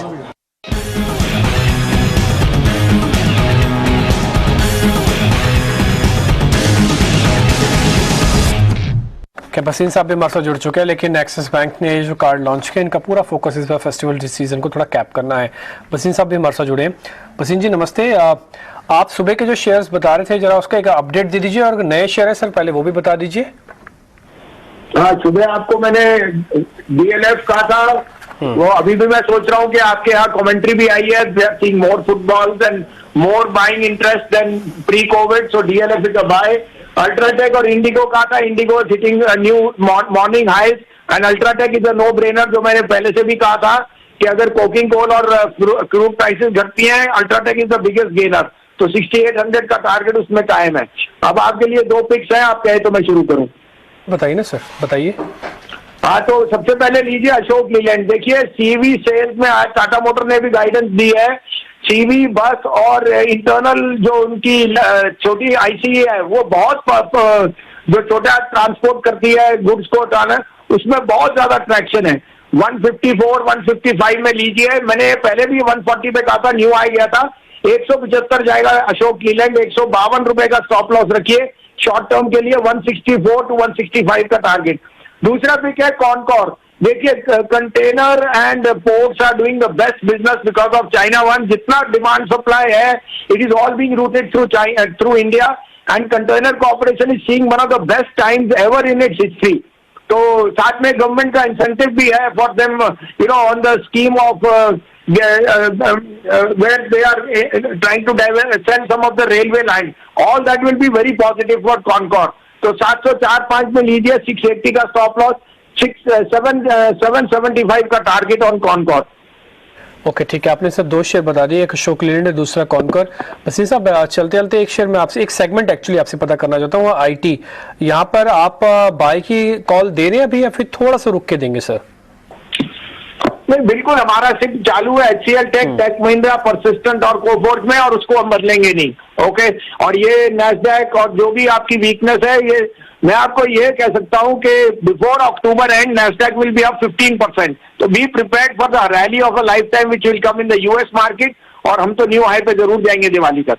ओके सर, ठीक है सर, बहुत शुक्रिया, थैंक यू वेरी मच। उम्मीद करते हैं जो आपकी बात है वो बिल्कुल बिल्कुल सच निकले। पहले भी आपने 1-2 बार इसी तरह की बात रही और वो मार्केट के अंदर हमने देखने को भी मिली है। उम्मीद करते हैं अक्टूबर का महीना सबके लिए काफ़ी बेहतर होता हुआ दिखेगा। आगे बढ़ते हैं, अब जरा कुछ और स्पेसिफिक शेयर्स पे आ जाते हैं, जैसे कंटेनर कॉर्पोरेशन बसीन साहब कह रहे हैं। एक बार जरा टेक्निकल चेक इनका ये शेयर का भी करवा लेते हैं एक बार। राजेश जी जरा देखिए, तो कंटेनर कॉर्पोरेट, इसके अंदर अभी एंट्री करेंगे, थोड़ा ऊपर नीचे करके करें? तो डीपी जी देखिए, कंटेनर कॉर्प का जिस तरीके का स्ट्रक्चर है उसमें ओवरऑल तो देखे तो एक स्ट्रेंथ यहाँ पे बनी हुई है। हालांकि मार्केट के चलते जरूर एक करेक्शन यहाँ पे देखने को मिला, बट हमें लगता है कि एक अभी भी एक स्टॉक में एक अप ट्रेंड यहाँ पे कंटिन्यू है। ये करेक्शन में हो सकता है स्टॉक 690 की तरफ भी आता हुआ दिखे, लेकिन वो एक अपॉर्चुनिटी होगी बाय करने के लिए, क्योंकि अगर हम इसके डेली वीकली मंथली सेटअप देखें तो स्टॉक में जिस तरीके का एक अप ट्रेंड यहाँ पे बना हुआ है, हमें लगता है 690 के आसपास अगर ये स्टॉक मिलता है तो वहां पे बाय करना चाहिए। स्टॉप लॉस उस समय रखें करीब 675 का। अपसाइड में अगर इसको देखें तो मंथली सेटअप के हिसाब से यहाँ पे एक मल्टी मंथ रेजिस्टेंस एरिया जो बना हुआ है मंथली बेसिस पे, वो है करीब 740 के आसपास। जब ये स्टॉक 740 के ऊपर मंथली बेसिस पे ब्रेकआउट देगा या उसके ऊपर मंथली क्लोजिंग आएगी, तो ये स्टॉक में एक अच्छा बड़ा मूव भी यहाँ पे कंटिन्यू होते हुए दिख सकता है, जो कि स्टॉक को 850 की तरफ लेके जा सकता है। तो एक स्ट्रॉन्ग टेक्निकल स्ट्रक्चर है कंटेनर कॉर्प का, डिप्स में बाय करना चाहिए। 690 के आसपास आए तो वहां पे बाय करने की सलाह रहेगी। राइट, तो आप 690 के आसपास कंटेनर कॉर्पोरेशन में खरीदारी की राय देंगे, लेकिन ये स्पोर्ट्स, काउंटपोर्ट और शिपिंग से जुड़े हुए जितने भी काउंटर्स हैं उनमें आप आज सुबह भी देखिए तो गुजरात पीपावाव पोर्ट इसे खरीदने की सलाह दी थी संजीव बसी ने। इस बाजार में भी वहां 1.5% की तेजी है। अदानी पोर्ट्स पे हमें याद है कि कुछ दिन पहले, क्योंकि यहाँ पर जो उनके पोर्ट वॉल्यूम्स थे, बिजनेस वॉल्यूम्स थे, वो बड़े लास्ट मंथ के, जिसके चलते वहां पर भी एक सर्च था। अभी तो खैर पूरे बाजार में जिस तरह का एक प्रेशर है, उस सब प्रेशर में आप वीकनेस में स्टॉक्स को भी देख रहे हैं। लेकिन इस बीच पावर ग्रिड जरूर यहां से रिकवर हुआ है, वहां आपको 2% की बढ़त देखने को मिल रही है। और साथ ही डायग्नोस्टिक, हॉस्पिटल, इन काउंटर्स में तो अच्छी मूव हमें दिख रही है। लेकिन फर्दर क्या यहां से पैसे कमाने के मौके शॉर्ट बनाकर शॉर्ट पोजीशंस लेकर होंगे या फिर रिकवरी का बाजार अटेम्प्ट करेगा? इस वक्त शॉर्ट के मौके तो कई सारे स्टॉक्स में दिख रहे हैं श्रीकांत। नौकरी, इन्फो एज में भी अभी फर्दर और नए शॉर्ट्स दिख रहे हैं, क्या इसे आप यहां से शॉर्ट करेंगे लेवल से? देखिए, तो यहाँ पे अगर नौकरी की अगर बात करें इन्फो एज की, तो यहाँ पे जो इसने इम्पोर्टेंट लेवल को जो तोड़ा है वो 4000 के करीब का है। और जैसे भी मार्केट में हमने बात की कि 17,150 के लेवल से जो रिवर्स हुआ है, वो ये इंडिकेट करता है कि इसमें और भी सेल ऑफ बढ़ सकता है। तो करंट लेवल से बिल्कुल शॉर्ट करें, लेकिन मार्केट में कई सारे स्टॉक ओवरसोल्ड टेरिटरी में आ चुके हैं और यहाँ पे अगर शॉर्ट करना है तो काफी छोटा रखना पड़ेगा, बट यस यहाँ पे मौके जरूर है। और करंट लेवल से अगर इसे शॉर्ट करना है तो हमें लगता है कि इसके जो स्टॉप लॉस रहेंगे वो तकरीबन रहेंगे 3740 के रहेंगे, 3740 के। और यहाँ पे हम टारगेट्स जो रखेंगे वो वापस इसके प्रीवियस लोज के आसपास के रहेंगे, जो 3400 से लेकर 3450 के हैं। साथ ही साथ हमें लगता है कि अगर इस मार्केट में अगर और किसी में अगर कोई शॉर्ट पोजीशंस अगर बनानी है तो एक तो यहाँ पे बायोकॉन है, जहाँ पे consistently lower top lower bottom की सीरीज बना रहा है और स्टॉक ने काफी अंडर परफॉर्म भी किया है इस पर्टिकुलर मार्केट में। साथ ही साथ इस बार अगर आप देखें तो फॉल में भी ये कंट्रीब्यूट कर रहा है, तो it is directly related with the downturn of the market. और करंट लेवल से अगर शॉर्ट करते हैं तो हमें लगता है कि ये स्टॉक कम से कम 250 के लेवल्स भी दिखा सकता है। तो बायोकॉन को भी शॉर्ट करके चले और स्टॉप लॉस यहाँ पे रखे 281 का। एक दो शेयर और भी लिस्ट में आ रहे हैं, जरा मैं आपको पहले जरा उनके बारे में बता देता हूँ। एक तो आज जरा इमामी का चार्ट देखिए, करीब 5% ऊपर आके अब शेयर ट्रेड कर रहा है। पिछले 3-4 दिनों से इमामी वैसे भी फोकस में था, चल रहा था, आप देख भी रहे होंगे, स्क्रीन पे भी नोटिस हो रहा होगा। लेकिन आज इस गिरते हुए मार्केट के अंदर इसने ब्रेकआउट करके दिखा दिया 5% ऊपर। दूसरा शेयर मैं आपको दिखाता हूँ राजेश एक्सपोर्ट्स का। ये शेयर करीब 4% ऊपर। आपको मालूम है कि रुपया कमजोर है, एक्सपोर्ट्स करने वाली कंपनी टिपिकली ज़्यादा बेनिफिशियरी होती हैं और ये शेयर अब 4% ऊपर है, बाकायदा डेज हाई पे है। महिंद्रा CEI ये यूरोपियन यूनिट है, इनके यूरोप में काफ़ी इसका एक्सपोर्ट रहता है, ये एंसिलरीज को टिपिकली एक्सपोर्ट्स करती है। ये जो CEI है ये बाहर की कंपनी है, ये थोड़ा बहुत अपने आप को अभी थोड़ा स्ट्रगल करता हुआ दिख रहा है, लेकिन हाँ ये शेयर भी एक बेहतर शेयर में से साबित हो सकता है। राजेश जी, एक शेयर मैंने अभी नोट किया है, एक बार जरा आप वो देख के बताएंगे उसके अंदर अभी क्या करना चाहिए, वो है पीडीलाइट। एक बार जरा आप पीडीलाइट का शेयर देखिए सर, और इसमें देख के बताइए क्या है शेयर BTST या फिर अगले 3-4 दिन के लिए रखें। जी देखिए, एशियन पेंट तो हमने शो की शुरुआत में रिकमेंड जरूर किया, वैसे ही हमें पीडीलाइट यहाँ पे अट्रैक्टिव लग रहा है। जिस तरीके से पीडीलाइट का स्ट्रक्चर है, हमें लगता है कि एक अच्छे बड़े ब्रेकआउट के बाद स्टॉक में एक माइल्ड प्रॉफिट बुकिंग जरूर यहाँ पे देखने को मिली। लेकिन ओवरऑल अगर इसके स्ट्रक्चर देखें लॉन्ग टर्म सेटअप के हिसाब से तो अभी भी बुलिश टेरिटरी में ही स्टॉक सस्टेन किए हुए। हमें लगता है कि जो डिप मिली है एक अपॉर्चुनिटी है बाय करने के लिए। 2770 इसके एक अच्छे सपोर्ट है नियर टर्म चार्ट पे, और ऑलमोस्ट 1% ही दूर है वो प्राइस लेवल यहाँ से करंट मार्केट प्राइस से। तो हमें लगता है कि करेक्शन में बाय करना चाहिए, जिनके पास पोजीशन है बने रहे, और थोड़ा सा अगर शॉर्ट टर्म नजरिया है तो बिल्कुल बने रहना चाहिए। अपसाइड में हम एक्सपेक्ट कर रहे हैं ये स्टॉक में जिस तरीके के ब्रेकआउट हुए ये आगे आने वाले हफ्तों में 3000 प्लस के भी टारगेट आगे आने वाले दिनों में दिखा सकता है। तो पोजिशनली तो हमारा व्यू पॉजिटिव ही है और होल्ड करने की सलाह है। शॉर्ट टर्म के स्टॉप लॉस यहाँ पे हम जो सजेस्ट करेंगे वो होंगे करीब 2760 के आसपास। 760 का लगाइए स्टॉप लॉस और लगाइए इस पे बाय का ठप्पा। पीडीलाइट को भी आप बाय कर सकते हैं, हालांकि क्रूड का इंपैक्ट है, लेकिन अगर क्रूड के वाले हिस्से को 1 मिनट के लिए साइलेंट भी आप कर दें तो पिछले 1-2 दिन से इसने जो प्राइस का मूवमेंट है वो भी इंडिकेट कर रहा है कि शेयर थोड़ा चल सकता है। आप ले ना लें आपका फैसला होगा, लेकिन आप लिस्ट में ऐसे शेयर्स जरूर बना के रखें कि जहां पर आपको अपॉर्चुनिटी अच्छी मिल जाए। डिवाइड कर लीजिए कि मेरे को 4 दिन के लिए हफ्ते भर के लिए रखना है, मैं इसमें मौका फरस्त हूँ, मैं इसके अंदर इन्वेस्टर हूँ, मैं इसके अंदर ट्रेडर हूँ, मैं इसके अंदर इंट्राडे ट्रेडर हूँ। आज बहुत शानदार मौका दिया था निफ्टी ने एक बार आपको कॉल्स के जरिए ऊपर आने का। अब आप वापिस एक बार निफ्टी दिखाइए, फिर से अपने डेज लो को टेस्ट करने की तरफ बढ़ रहा है। उसकी बड़ी वजह यह है कि मार्केट ने शॉर्ट कवरिंग के अटेम्प्ट लिए, लेकिन वो अटेम्प्ट उतनी अच्छी पार नहीं हो रही है। एक बार निफ्टी को ही दिखाई, निफ्टी 500 नहीं तो निफ्टी 50 को आप दिखाएंगे तो आपको दिख जाएगा वो 17,700 के इर्द गिर्द वापस से आ गया है। और आज का 200 दिन का जो एवरेज है वो है 16,993। अब ये उसी को टेस्ट करने के लिए वापस से पहुंच गया। यहीं से एक प्रॉब्लम है कि आपको कन्विक्शन नहीं आ पा रहा अभी, और आएगा भी नहीं। अब आप वॉलेटिलिटी विक्स दिखाइए जरा, एक बार विक्स दिखा सकते हैं, और साथ ही मैं टिकटिंग को बोल रहा हूं एक बार जरा ग्लोबल इंडाइसिस खासकर नेस्टेक के फ्यूचर्स वगैरह है वो एक बार जरा नीचे वापस से दिखाएं, और यूरोपियन मार्केट्स को भी एक बार वापस से दिखाएं। आज आप फॉल देख पा रहे हैं, एक अटेम्प्ट हुआ लेकिन वो ज्यादा क्रैक नहीं आया, जो थोड़ी देर पहले श्रीकांत भी आपको बता रहे थे कि वॉलेटिलिटी हाई ऊपर हो गई है। अभी नीचे आप फ्यूचर्स देखेंगे ना, नैस्डैक के जो टिकर टीम चलाएगी उसमें आपको फिर से लाल निशान दिख रहा है। तो ठीक है, हो सकता है हम गैप के साथ ही खोलें, लेकिन हाँ, आपको मार्केट आंखों के सामने वो लेवल जो क्रिटिकल लेवल होते हैं उसको ब्रेक होने नहीं देता, वो गैप के साथ ही करता है। ये तो बहुत पुराना मार्केट का एक तरीका है काम करने का। खैर श्रीकांत, एक शेयर मैंने और ढूंढ के रखा है, आपसे पता करना था, वो है जी एंटरटेनमेंट। ये जब तक 250 नहीं तोड़ता तब तक किसी भी डिप में इसमें बाय करते रहे सर?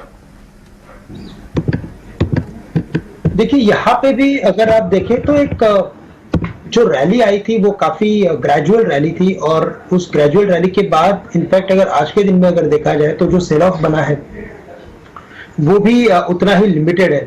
तो हमें लगता है कि शायद ये स्टॉक थोड़ा और वक्त निकालेगा, और जैसे आपने बताया मुझे लगता है कि ये 250 से लेकर 245 तक भी शायद ये स्टॉक गिर सकता है, बिकॉज कई बार इसने 245 के करीब मल्टीपल बॉटम्स भी बनाए हैं। तो हमें लगता है कि 240 का स्टॉप लॉस रखें और बाय ऑन डिप्स की स्ट्रैटेजी रखें। हमें लगता है कि ये स्टॉक कोई बड़ी तेजी नहीं दिखाएगा, लेकिन ये एक रेंज में ट्रेड करते हुए नजर आएगा।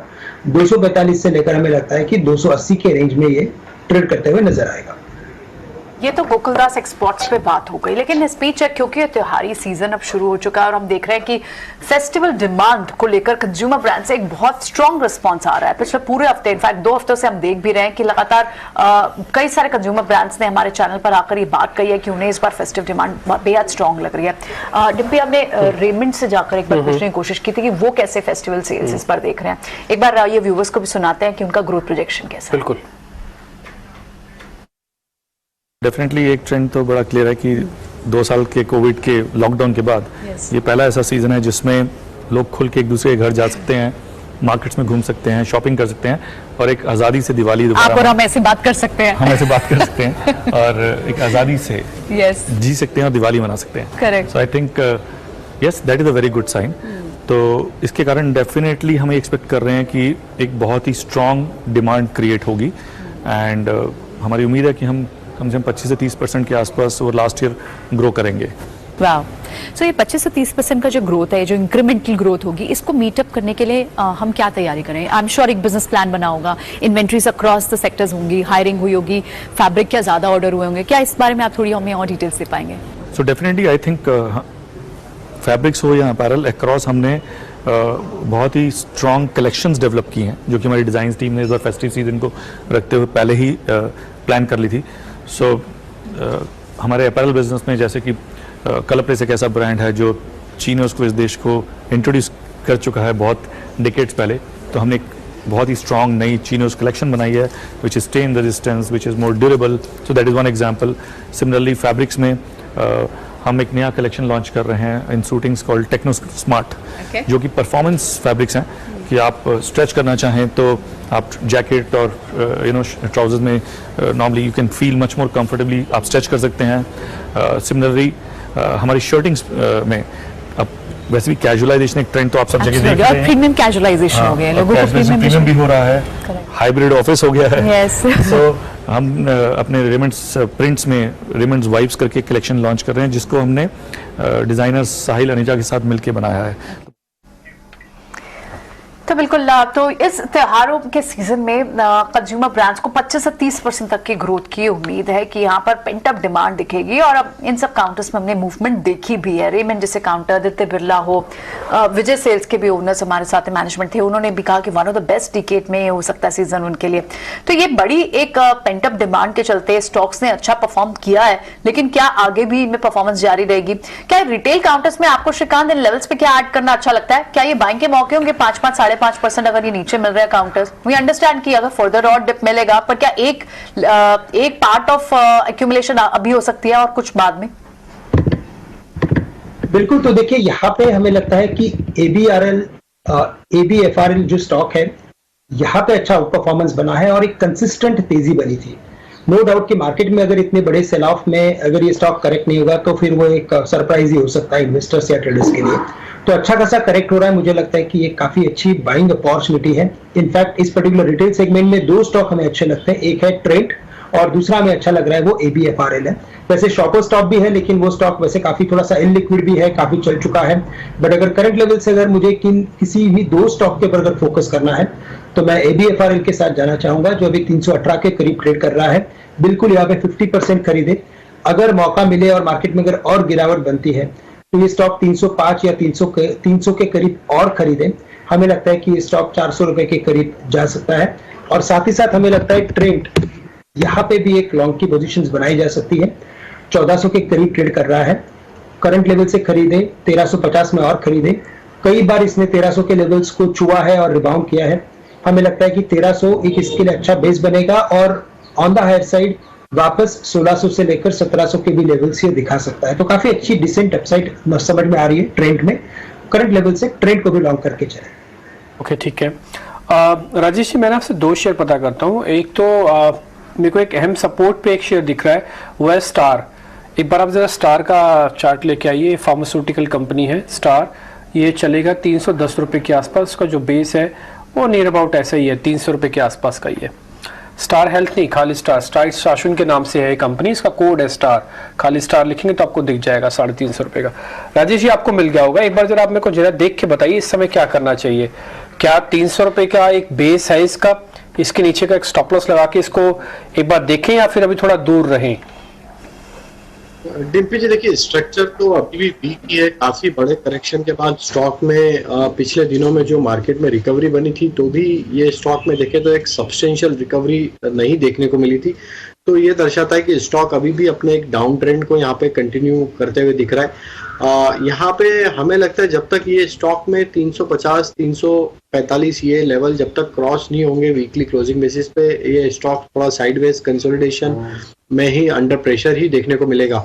हालांकि जरूर देखें तो पिछले कुछ हफ्तों से स्टॉक में जिस तरीके के सपोर्ट बने हुए 300 के आसपास, वो जरूर यहाँ से एक इम्पॉर्टेंट लेवल है लोअर साइड पे।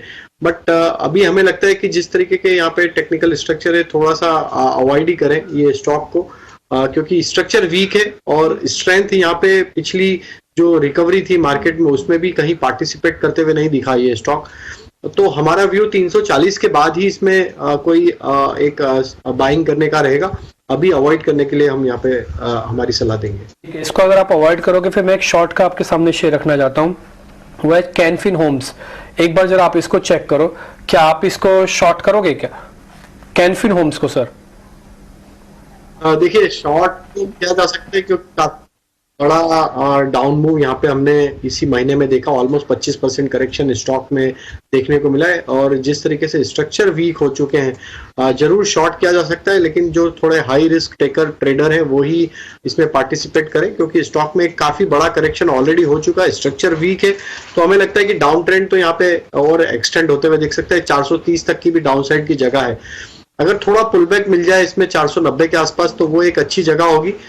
लेकिन यहाँ पे भी शॉर्ट किया जा सकता है। 430 तक ये स्टॉक फिसलते हुए दिख सकता है। स्टॉप लॉस जो अब है यहाँ पे स्टॉक का शॉर्ट रहने के लिए वो है करीब 510 के आसपास। तो थोड़ा या तो पुल बैक में शॉर्ट करें, जो हाई रिस्क टेकर है वो अपनी पोजीशन जो ऑलरेडी शॉर्ट में वो कैरी कर सकते हैं। 430 तक स्टॉक में गिरावट देखने को मिल सकती है। ठीक है, 430 तक फिसल सकता है, लेकिन रिस्क रिवॉर्ड रेशो फेवरेबल आपके लिए तब रहेगा जब ये ऊपर आए 500 के आसपास।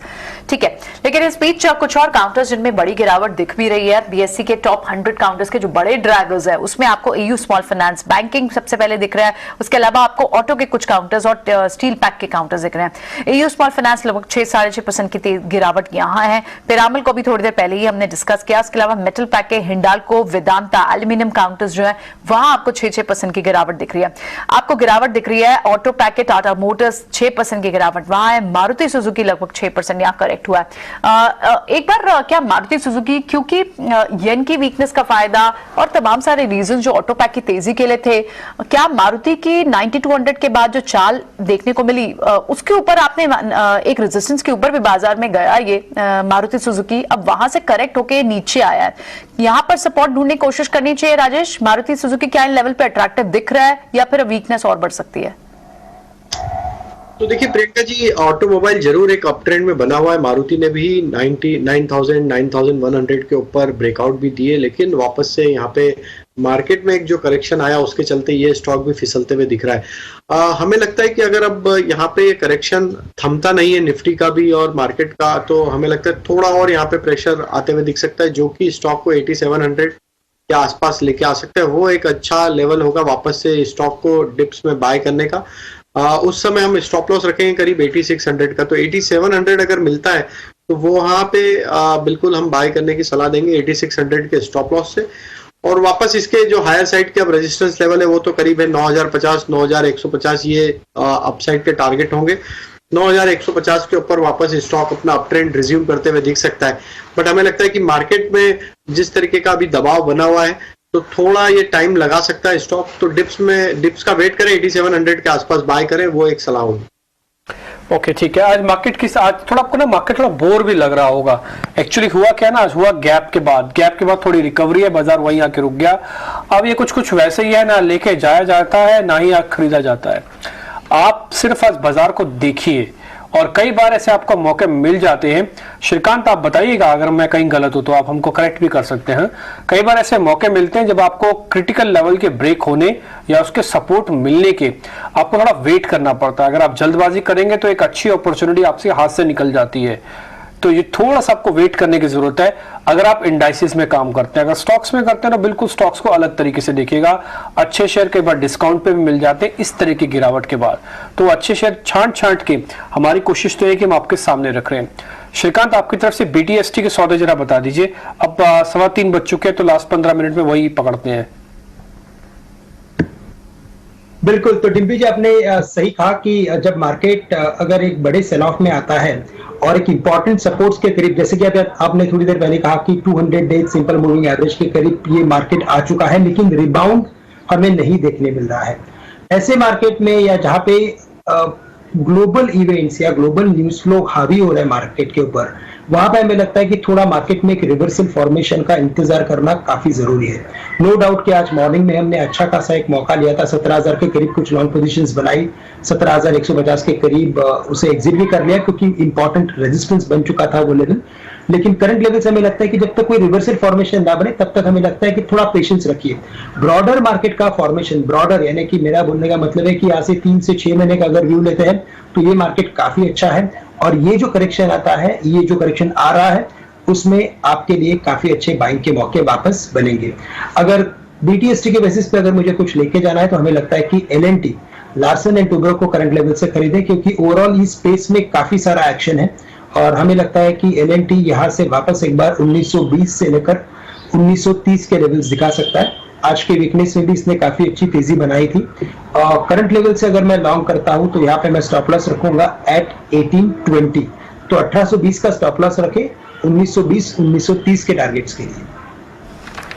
ठीक है, ऑलराइट। तो आप यहाँ L&T पर एक राय देंगे खरीदारी की, लेकिन इस बीच राजेश आपकी क्या रिकमेंडेशन, कोई रिकवरी के साइंस आपको दिख रहे हैं?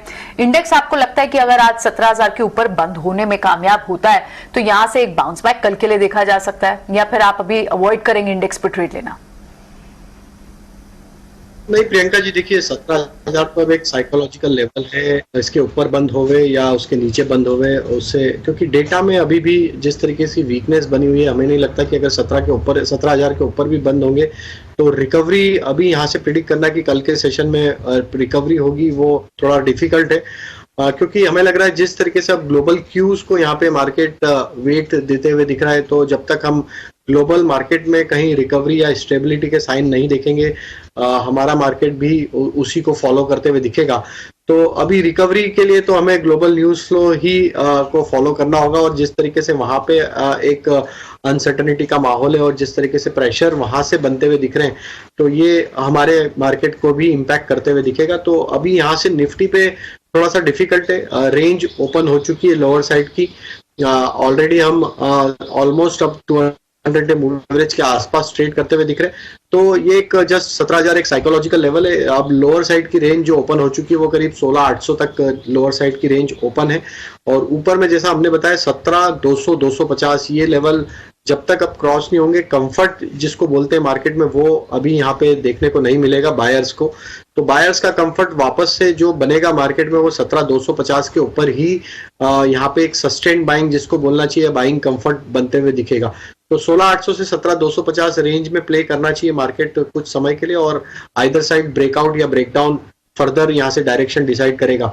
अभी BTST ट्रेड में हमें लगता है थोड़ा फार्मा स्पेस में फोकस करना चाहिए, और कुछ IT स्टॉक्स जो एक रिकवरी दिखा रहे हैं और FMCG, ये 3 सेगमेंट हमें लगता है थोड़ा यहाँ पे मोमेंटम को, यहाँ पे बाइंग मोमेंटम यहाँ पे इनमें आते हुए दिख सकता है। तो स्टॉक जो अट्रैक्टिव लग रहा है फार्मा से, वो सिप्ला हमें अट्रैक्टिव लग रहा है, उसके साथ जाना चाहेंगे। हमें लगता है सिप्ला में जिस तरीके से एक स्टेबल स्ट्रक्चर है, ये स्टॉक एक अच्छा मोमेंटम कंटिन्यू कर सकता है। तो सिप्ला में बाय करने की सलाह है 1095 और 1100 के टारगेट के लिए। स्टॉप लॉस रखेंगे करीब 1040 का।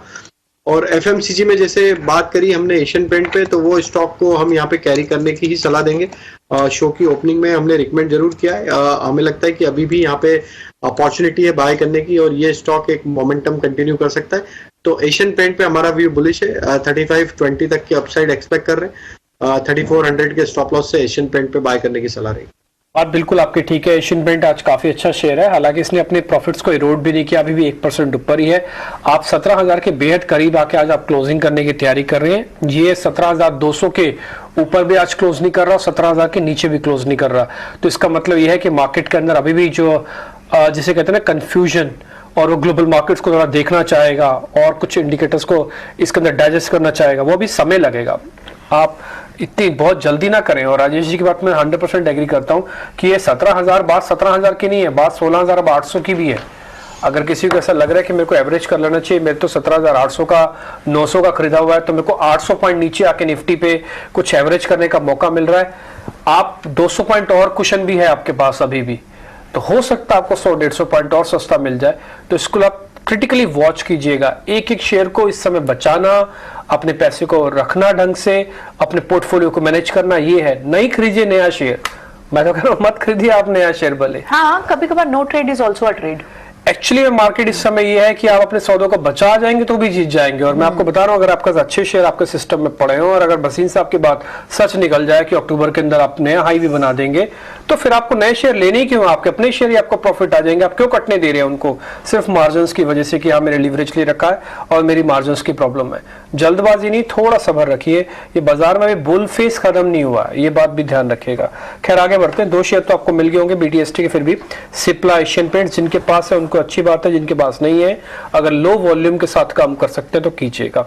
गोकुलदास एक्सपोर्ट्स के MD शिवराम कृष्णन गणपति से आज हमने बातचीत की थी, उनके एक्सपोर्ट्स बिजनेस को लेकर बातचीत की थी। खासकर अमेरिका में जो एक्सपोर्ट करते हैं 84% बिजनेस वहीं से आता है इनका। सुन लेते हो क्या कह रहे हैं कैपेक्स को लेकर और अमेरिका वाले कारोबार को लेकर। हमारे कैपेक्स प्लान कंप्लीटली जारी है और it is going as per plan. FY23 और FY24 मिला के हम करीब 280 करोड़ कैपेक्स स्पेंड करेंगे, और वो एज ऑफ नाउ प्लान पर चल रहा है। ये कैपेसिटी एक्सपेंशन के लिए ही कर रहे हैं। हम देख रहे हैं कि long term prospects for Indian market is very very strong for apparel market. Lot of customers are coming to us, specially at Gokuldas. कई सारे कस्टमर्स हमसे बात कर रहे हैं कि हम उनके काम भी शुरू कर ले, और उसके ऊपर हम ये भी देख रहे हैं कि जो एग्जिस्टिंग कस्टमर्स है वो भी चाइना के जो ऑर्डर्स है वो इंडिया शिफ्ट कर रहे हैं। तो कई सारे अपॉर्चुनिटीज दिख रहा है, इसके लिए हम कैपेसिटीज प्लान कर रहे हैं। ऑलरेडी एक फैक्ट्री तमिलनाडु में और एक मध्य प्रदेश में कंस्ट्रक्शन इज गोइंग ऑन, और भी कहीं हम प्लान करेंगे इसके बाद when these are commissioned. So as of now the plan is completely intact on capex for growth. Okay ठीक है। तो गोकुलदास एक्सपोर्ट्स की मैनेजमेंट थी। एक बार श्रीकांत आप गोकुलदास एक्सपोर्ट्स का शेयर भी खोल लीजिए और जरा बताइएगा। लेकिन इस बीच जब मैं अभी आपसे थोड़ी देर पहले ये बात कर रहा था कि आप शेयर ना खरीदें, एक पॉइंट मेरे को आपको और ऐड करना है, ये मैं अपने एक्सपीरियंस के बेसिस से बता सकता हूँ। वो ये है कि जब भी मार्केट के अंदर आए तो आप एग्रेसिव सेगमेंट्स को जरूर चेक कीजिए। आज आप देखिए मेटल सबसे बड़ा टॉप लूजर बना है, आज ऑटोस के अंदर टॉप लूजर है, आज आपको दिखेगा बैंकिंग टॉप लूजर्स है। चल कौन रहा है? फार्मास्यूटिकल्स। चल कौन रहा है? IT, जो टिपिकली चले ही नहीं है। तो ये तो सिर्फ एक चर्निंग हो रही है जो 2 सेक्टर सामने आए। इन दोनों से आप अपनी कन्विक्शन ना बढ़ाएं, उन्हीं से कन्विक्शन बढ़ाएं जिन लोगों से, जिन जगह से पहले मार्केट ने ग्रोथ दिखाई है। कम से कम ऑटो अपनी गिरावट को रोक दे, मेटल्स के अंदर शेयर 6% ना टूटे। आपको मैं जिंदल स्टील का एक शेयर दिखा सकता हूँ, 6% नीचे है आज, 6%। आप मान सकते हैं? और उसकी क्या गलती? कोई गलती नहीं है, कोई रिसेशन का भी एक दिन में थोड़ी आया है, लेकिन फिर भी आप देख रहे हैं उसके अंदर 6% तक की गिरावट डेज लो पे जाके बंद हो रहा है। ऑटोस के शेयर, मारुति, आज उसकी गाड़ी लॉन्च हुई है ग्रैंड विटारा, शेयर डेज लो पे है, आप मानेंगे नहीं, 5% नीचे, डेज लो पे। अपनी सबसे अच्छी गाड़ी को आज लॉन्च कर रहा है 10 लाख रुपए में, डेज लो पे है। तो थोड़ा सा इन एग्रेसिव सेगमेंट्स को जब तक ये ठीक से ना रुक जाए तब तक कन्विक्शन को स्ट्रांग ना होने दें। श्रीकांत, आपने गोकुलदास एक्सपोर्ट्स देख लिया होगा, जरा बता दीजिए उसके बारे में। बिल्कुल, तो सबसे पहले मैं ये कहना चाहूंगा कि जहां पे भी मार्केट में कंसेंसस आ जाता है वहां पे हमने देखा है कि सेल ऑफ काफी तगड़ा होता है, या तो अगर शॉर्ट का अगर कंसेंसस आ जाए तो उसमें रैली भी उतनी ही जोर से मिलती है। तो ये जो मारुति स्टॉक के लिए जो इवेंट था वो काफी क्लियरली विजिबल था, एक्सपेक्टेड था कि इसमें काफी अच्छा रिस्पांस आएगा, और नो डाउट अगर मार्केट अगर अच्छा होता तो हमें लगता है कि स्टॉक बिल्कुल काफी अच्छा परफॉर्म करता है। लेकिन चूंकि अनएक्सपेक्टेडली मार्केट में एक बड़ा सेल ऑफ आ गया, सेल ऑफ एक्सपेक्टेड था लेकिन इतना भी बड़ा आज के दिन में एक्सपेक्टेड नहीं था, लेकिन मार्केट में कंसिस्टेंट वीकनेस दिखा है और इसके पीछे हमें लगता है कि लॉन्ग का लिक्विडेशन हुआ है। तो इसी वजह से लगता है कि जहां पे भी काफी कंसेंसस व्यू आते हैं वहां पे अपनी लॉन्ग पोजीशंस को स्टॉप लॉस के साथ कैरी करना या तो स्ट्रिक्ट स्टॉप लॉस के साथ होल्ड करना बहुत जरूरी होता है, और स्टॉप लॉस को फॉलो करना उतना ही जरूरी होता है। अच्छा, गोकुलदास अगर एक्सपोर्ट की बात करें तो यहाँ पे हमें लगता है कि ये स्टॉक ने कई दिनों से, कई महीनों से एक ही रेंज के अंदर ट्रेडिंग रेंज बना के रखी है, और वो रेंज है 320 से लेकर लगभग 370-380 की है। लोअर बाउंड्री को ये रीच कर चुका है। हमें लगता है कि इस मार्केट में जहाँ पे इस पर्टिकुलर स्टॉक में इतना बड़ा सेल ऑफ नहीं है और ओवरऑल सेक्टर में अगर तेजी है तो हमें लगता है कि स्टॉक वापस 370-380 के लेवल दिखा सकता है। तो अगर कोई भी अगर इन्वेस्टमेंट अगर हो या कोई लॉन्ग पोजीशन हो तो उसे बनाए रखें, लेकिन स्टॉप लॉस यहाँ पे रखें 320 रुपए का। तो आज बाजार में हमने देखा जब मार्केट में सुबह से प्रेशर था, लेकिन उसके बाद आपको मिड डे में अच्छी रिकवरी भी देखने को मिली थी। अपने डेज लो से लगभग 150 पॉइंट से ज्यादा रिकवर मार्केट हुई भी थी, बैंक निफ्टी भी रिकवर हुआ था, लेकिन अब वो सारे गेन्स इरोड हुए हैं। ना सिर्फ इरोड हुए हैं बल्कि प्रेशर और ज्यादा माउंट हुआ है, और इस प्रेशर को ज्यादा माउंट करने वाले स्टॉक्स में आपको हेवी वेट्स में आपको ये मेटल काउंटर्स ज्यादा दिखेंगे, ऑटो पैक के काउंटर्स दिखेंगे, बैंकिंग स्पेस के काउंटर्स आपको तेज गिरावट के साथ दिखाई देंगे। और ना सिर्फ आपको ये हेवी वेट्स इंडेक्स में आप निफ्टी पर आपको स्ट्रैटेजी दिख रहा है, आपको ब्रॉडर मार्केट में भी एक अक्रॉस द ब्रॉडर मार्केट आपको सेल ऑफ दिख रहा है। तो फार्मा और एफएमसीजी डिफेंसिव बेट्स जो है, या फिर सिर्फ न्यूज का ट्रिगर है, एशियन पेंट जैसे काउंटर, ऑयल कंज्यूमर जैसे काउंटर्स जहां पर ब्रेंट की वीकनेस का एक फायदा मिलता है, वो कुछ काउंटर्स हैं जो आपको फिर भी एक फ्लैट टू पॉजिटिव या फिर थोड़ी बढ़त के साथ कामकाज करते हुए दिखाई दे रहे हैं। इसके अलावा आज क्योंकि आईटी पैक ने आज एक कॉन्ट्राटेट भी दिखाया, सेक्टोरिकली भी मूव चेंज हुई, चर्न हुए, और क्योंकि डिफेंसिव बेट्स ही चल रहे थे, ओवरसोल्ड वाले ये सेक्टर्स थे, तो वहां मूवमेंट दिखी। लेकिन क्या ये सौदे कैरी करके भी लिए जा सकते हैं?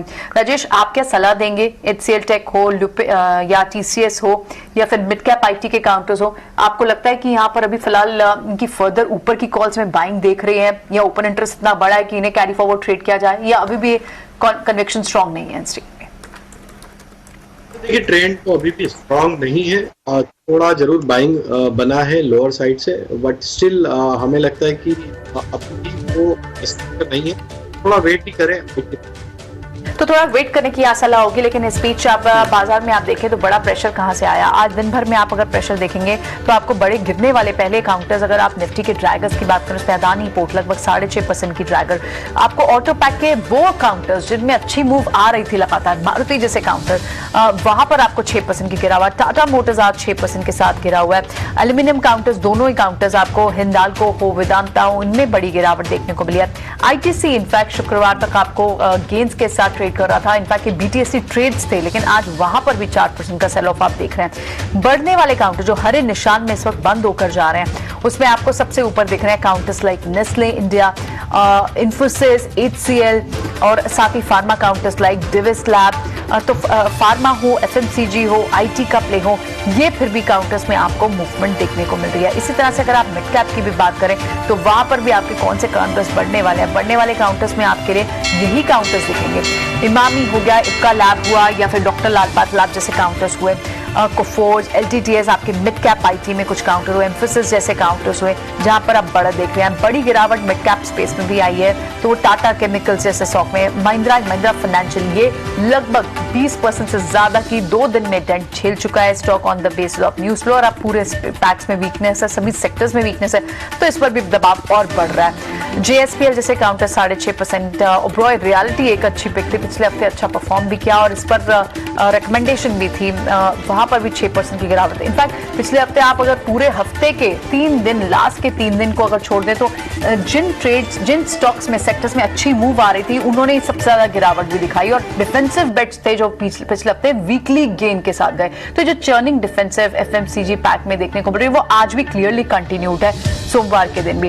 और डेरिवेटिव स्पेस में भी आप अगर बात करें तो वहां पर भी आपको एक्शन इसी तरह का देखने को मिल रहा है। पहले बड़े काउंटर्स जो बढ़त के साथ बंद हो रहे हैं, 3% की बढ़त के साथ मेट्रोपोलिस है, डॉक्टर लाल पाथलैब लगभग 3%, इप्का लैब 2%, आइडिया एक काउंटर आपको दिख रहा है जहां पे तेजी से शॉर्ट्स कवर हुआ है, विप्रो सिप्ला जैसे काउंटर, ल्यूपिन में भी अभी हम देख रहे थे कि यहाँ पर भी मूव्स है लगभग 0.5% की। तो क्लियरली बाजार अब भी क्लोजिंग के समय, दिन भर तो रहा ही है डिफेंसिव मोड में, बाद में भी यहाँ क्लोजिंग के वक्त भी आपको किसी तरह की कन्विक्शन अग्रेसिव बेट्स नहीं ट्रेडर्स ले रहे हैं, अभी भी डिफेंसिव बेट्स ही घर ले जाना चाह रहे हैं। इसके अलावा दूसरे काउंटर्स हैं, वो इन्फोसिस जैसे काउंटर है, HCL टेक जैसे, LTTS, परसिस्टेंट, यहाँ पर आपको तेजी के ट्रेड दिख रहे हैं। और कुछ काउंटर्स आपको जो ऑयल की वीकनेस का फायदा जैसे पेन काउंटर्स देखने को मिला और बहुत कुछ सिलेक्टिव स्पेसेस जैसे एक्सपोर्ट काउंटर्स जो आपको गुजरात एक्सपोर्ट हुआ, वैभव ग्लोबल जैसे काउंटर हुए, वहां पर आपको थोड़ा बहुत मोमेंटम दिख रहा है। टायर स्टॉक्स में से आपको सीएट अब इस वक्त लगभग 2.5% की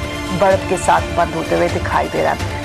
तो क्लियरली बाजार तो बहुत हद तक डिफेंसिव मोड में, 17,000 एक बड़ा क्रूशल पिवट, 16,990 का एक पिवट सपोर्ट लेवल भी बताया जा रहा है और मार्केट बंद तो उसके ऊपर हुई है लेकिन कहीं से भी बाइंग इंटरेस्ट नहीं देख रहे हैं। ये बहुत इंटरेस्टिंग तो समय देना पड़ेगा मार्केट को और वैसे भी कल गैप या गैप डाउन के साथ आप उस लेवल को या तो बचाएंगे या तो फिर ऊपर लेके जाएंगे। श्रीकांत बहुत बहुत शुक्रिया, थैंक यू वेरी मच और आपका बहुत बहुत शुक्रिया राजेश जी। अच्छा श्रीकांत, लास्ट में ना ONGC के बारे में बताना चाहते थे, थोड़ा समय नहीं मिल पाया, लेकिन जब अगली बार आपसे जुड़ेंगे या कभी मौका मिलेगा तो ONGC के बारे में खुद ही आपको कल बता दूंगा। श्रीकांत ठीक है ना, आपके बिहाफ पे कल मैं बता दूं ONGC के बारे में, आप मेरे को जानकारी दे दीजिएगा। ठीक है सर। राजेश जी बहुत बहुत शुक्रिया, थैंक यू वेरी मच। वैसे आप कहाँ पे घूम के आए थे राजेश जी? अभी आपकी तस्वीरें हमने फेसबुक पे देखी है, एक अवार्ड भी मिला आपको, आप कहीं घूम के भी आए, जरा जल्दी से बताइए। सीधा आशीर्वाद लेकर आए, किसी जैन मंदिर को हैं राजेश जी? तो राजस्थान में जहाजपुर है भीलवाड़ा के पास, वहाँ पे जैन मंदिर था, वहाँ पे हम गए थे दर्शन के लिए। बहुत बढ़िया, शानदार, तस्वीरें अच्छी थी, अच्छा किया हमने, आपने आशीर्वाद भी लिया और हमने आपसे पूछ भी लिया। उम्मीद करते थोड़ा सा आशीर्वाद हमको भी आप ट्रांसफर कर देंगे। ठीक है सर, बहुत शुक्रिया, thank you very much. Srikanth ji बहुत शुक्रिया, थैंक यू वेरी मच आज समय देने के लिए। नमस्कार। फिलहाल इस कार्यक्रम से भी इतना ही, मेरे को और प्रियंका को आप इजाजत दे सकते हैं। नमस्कार।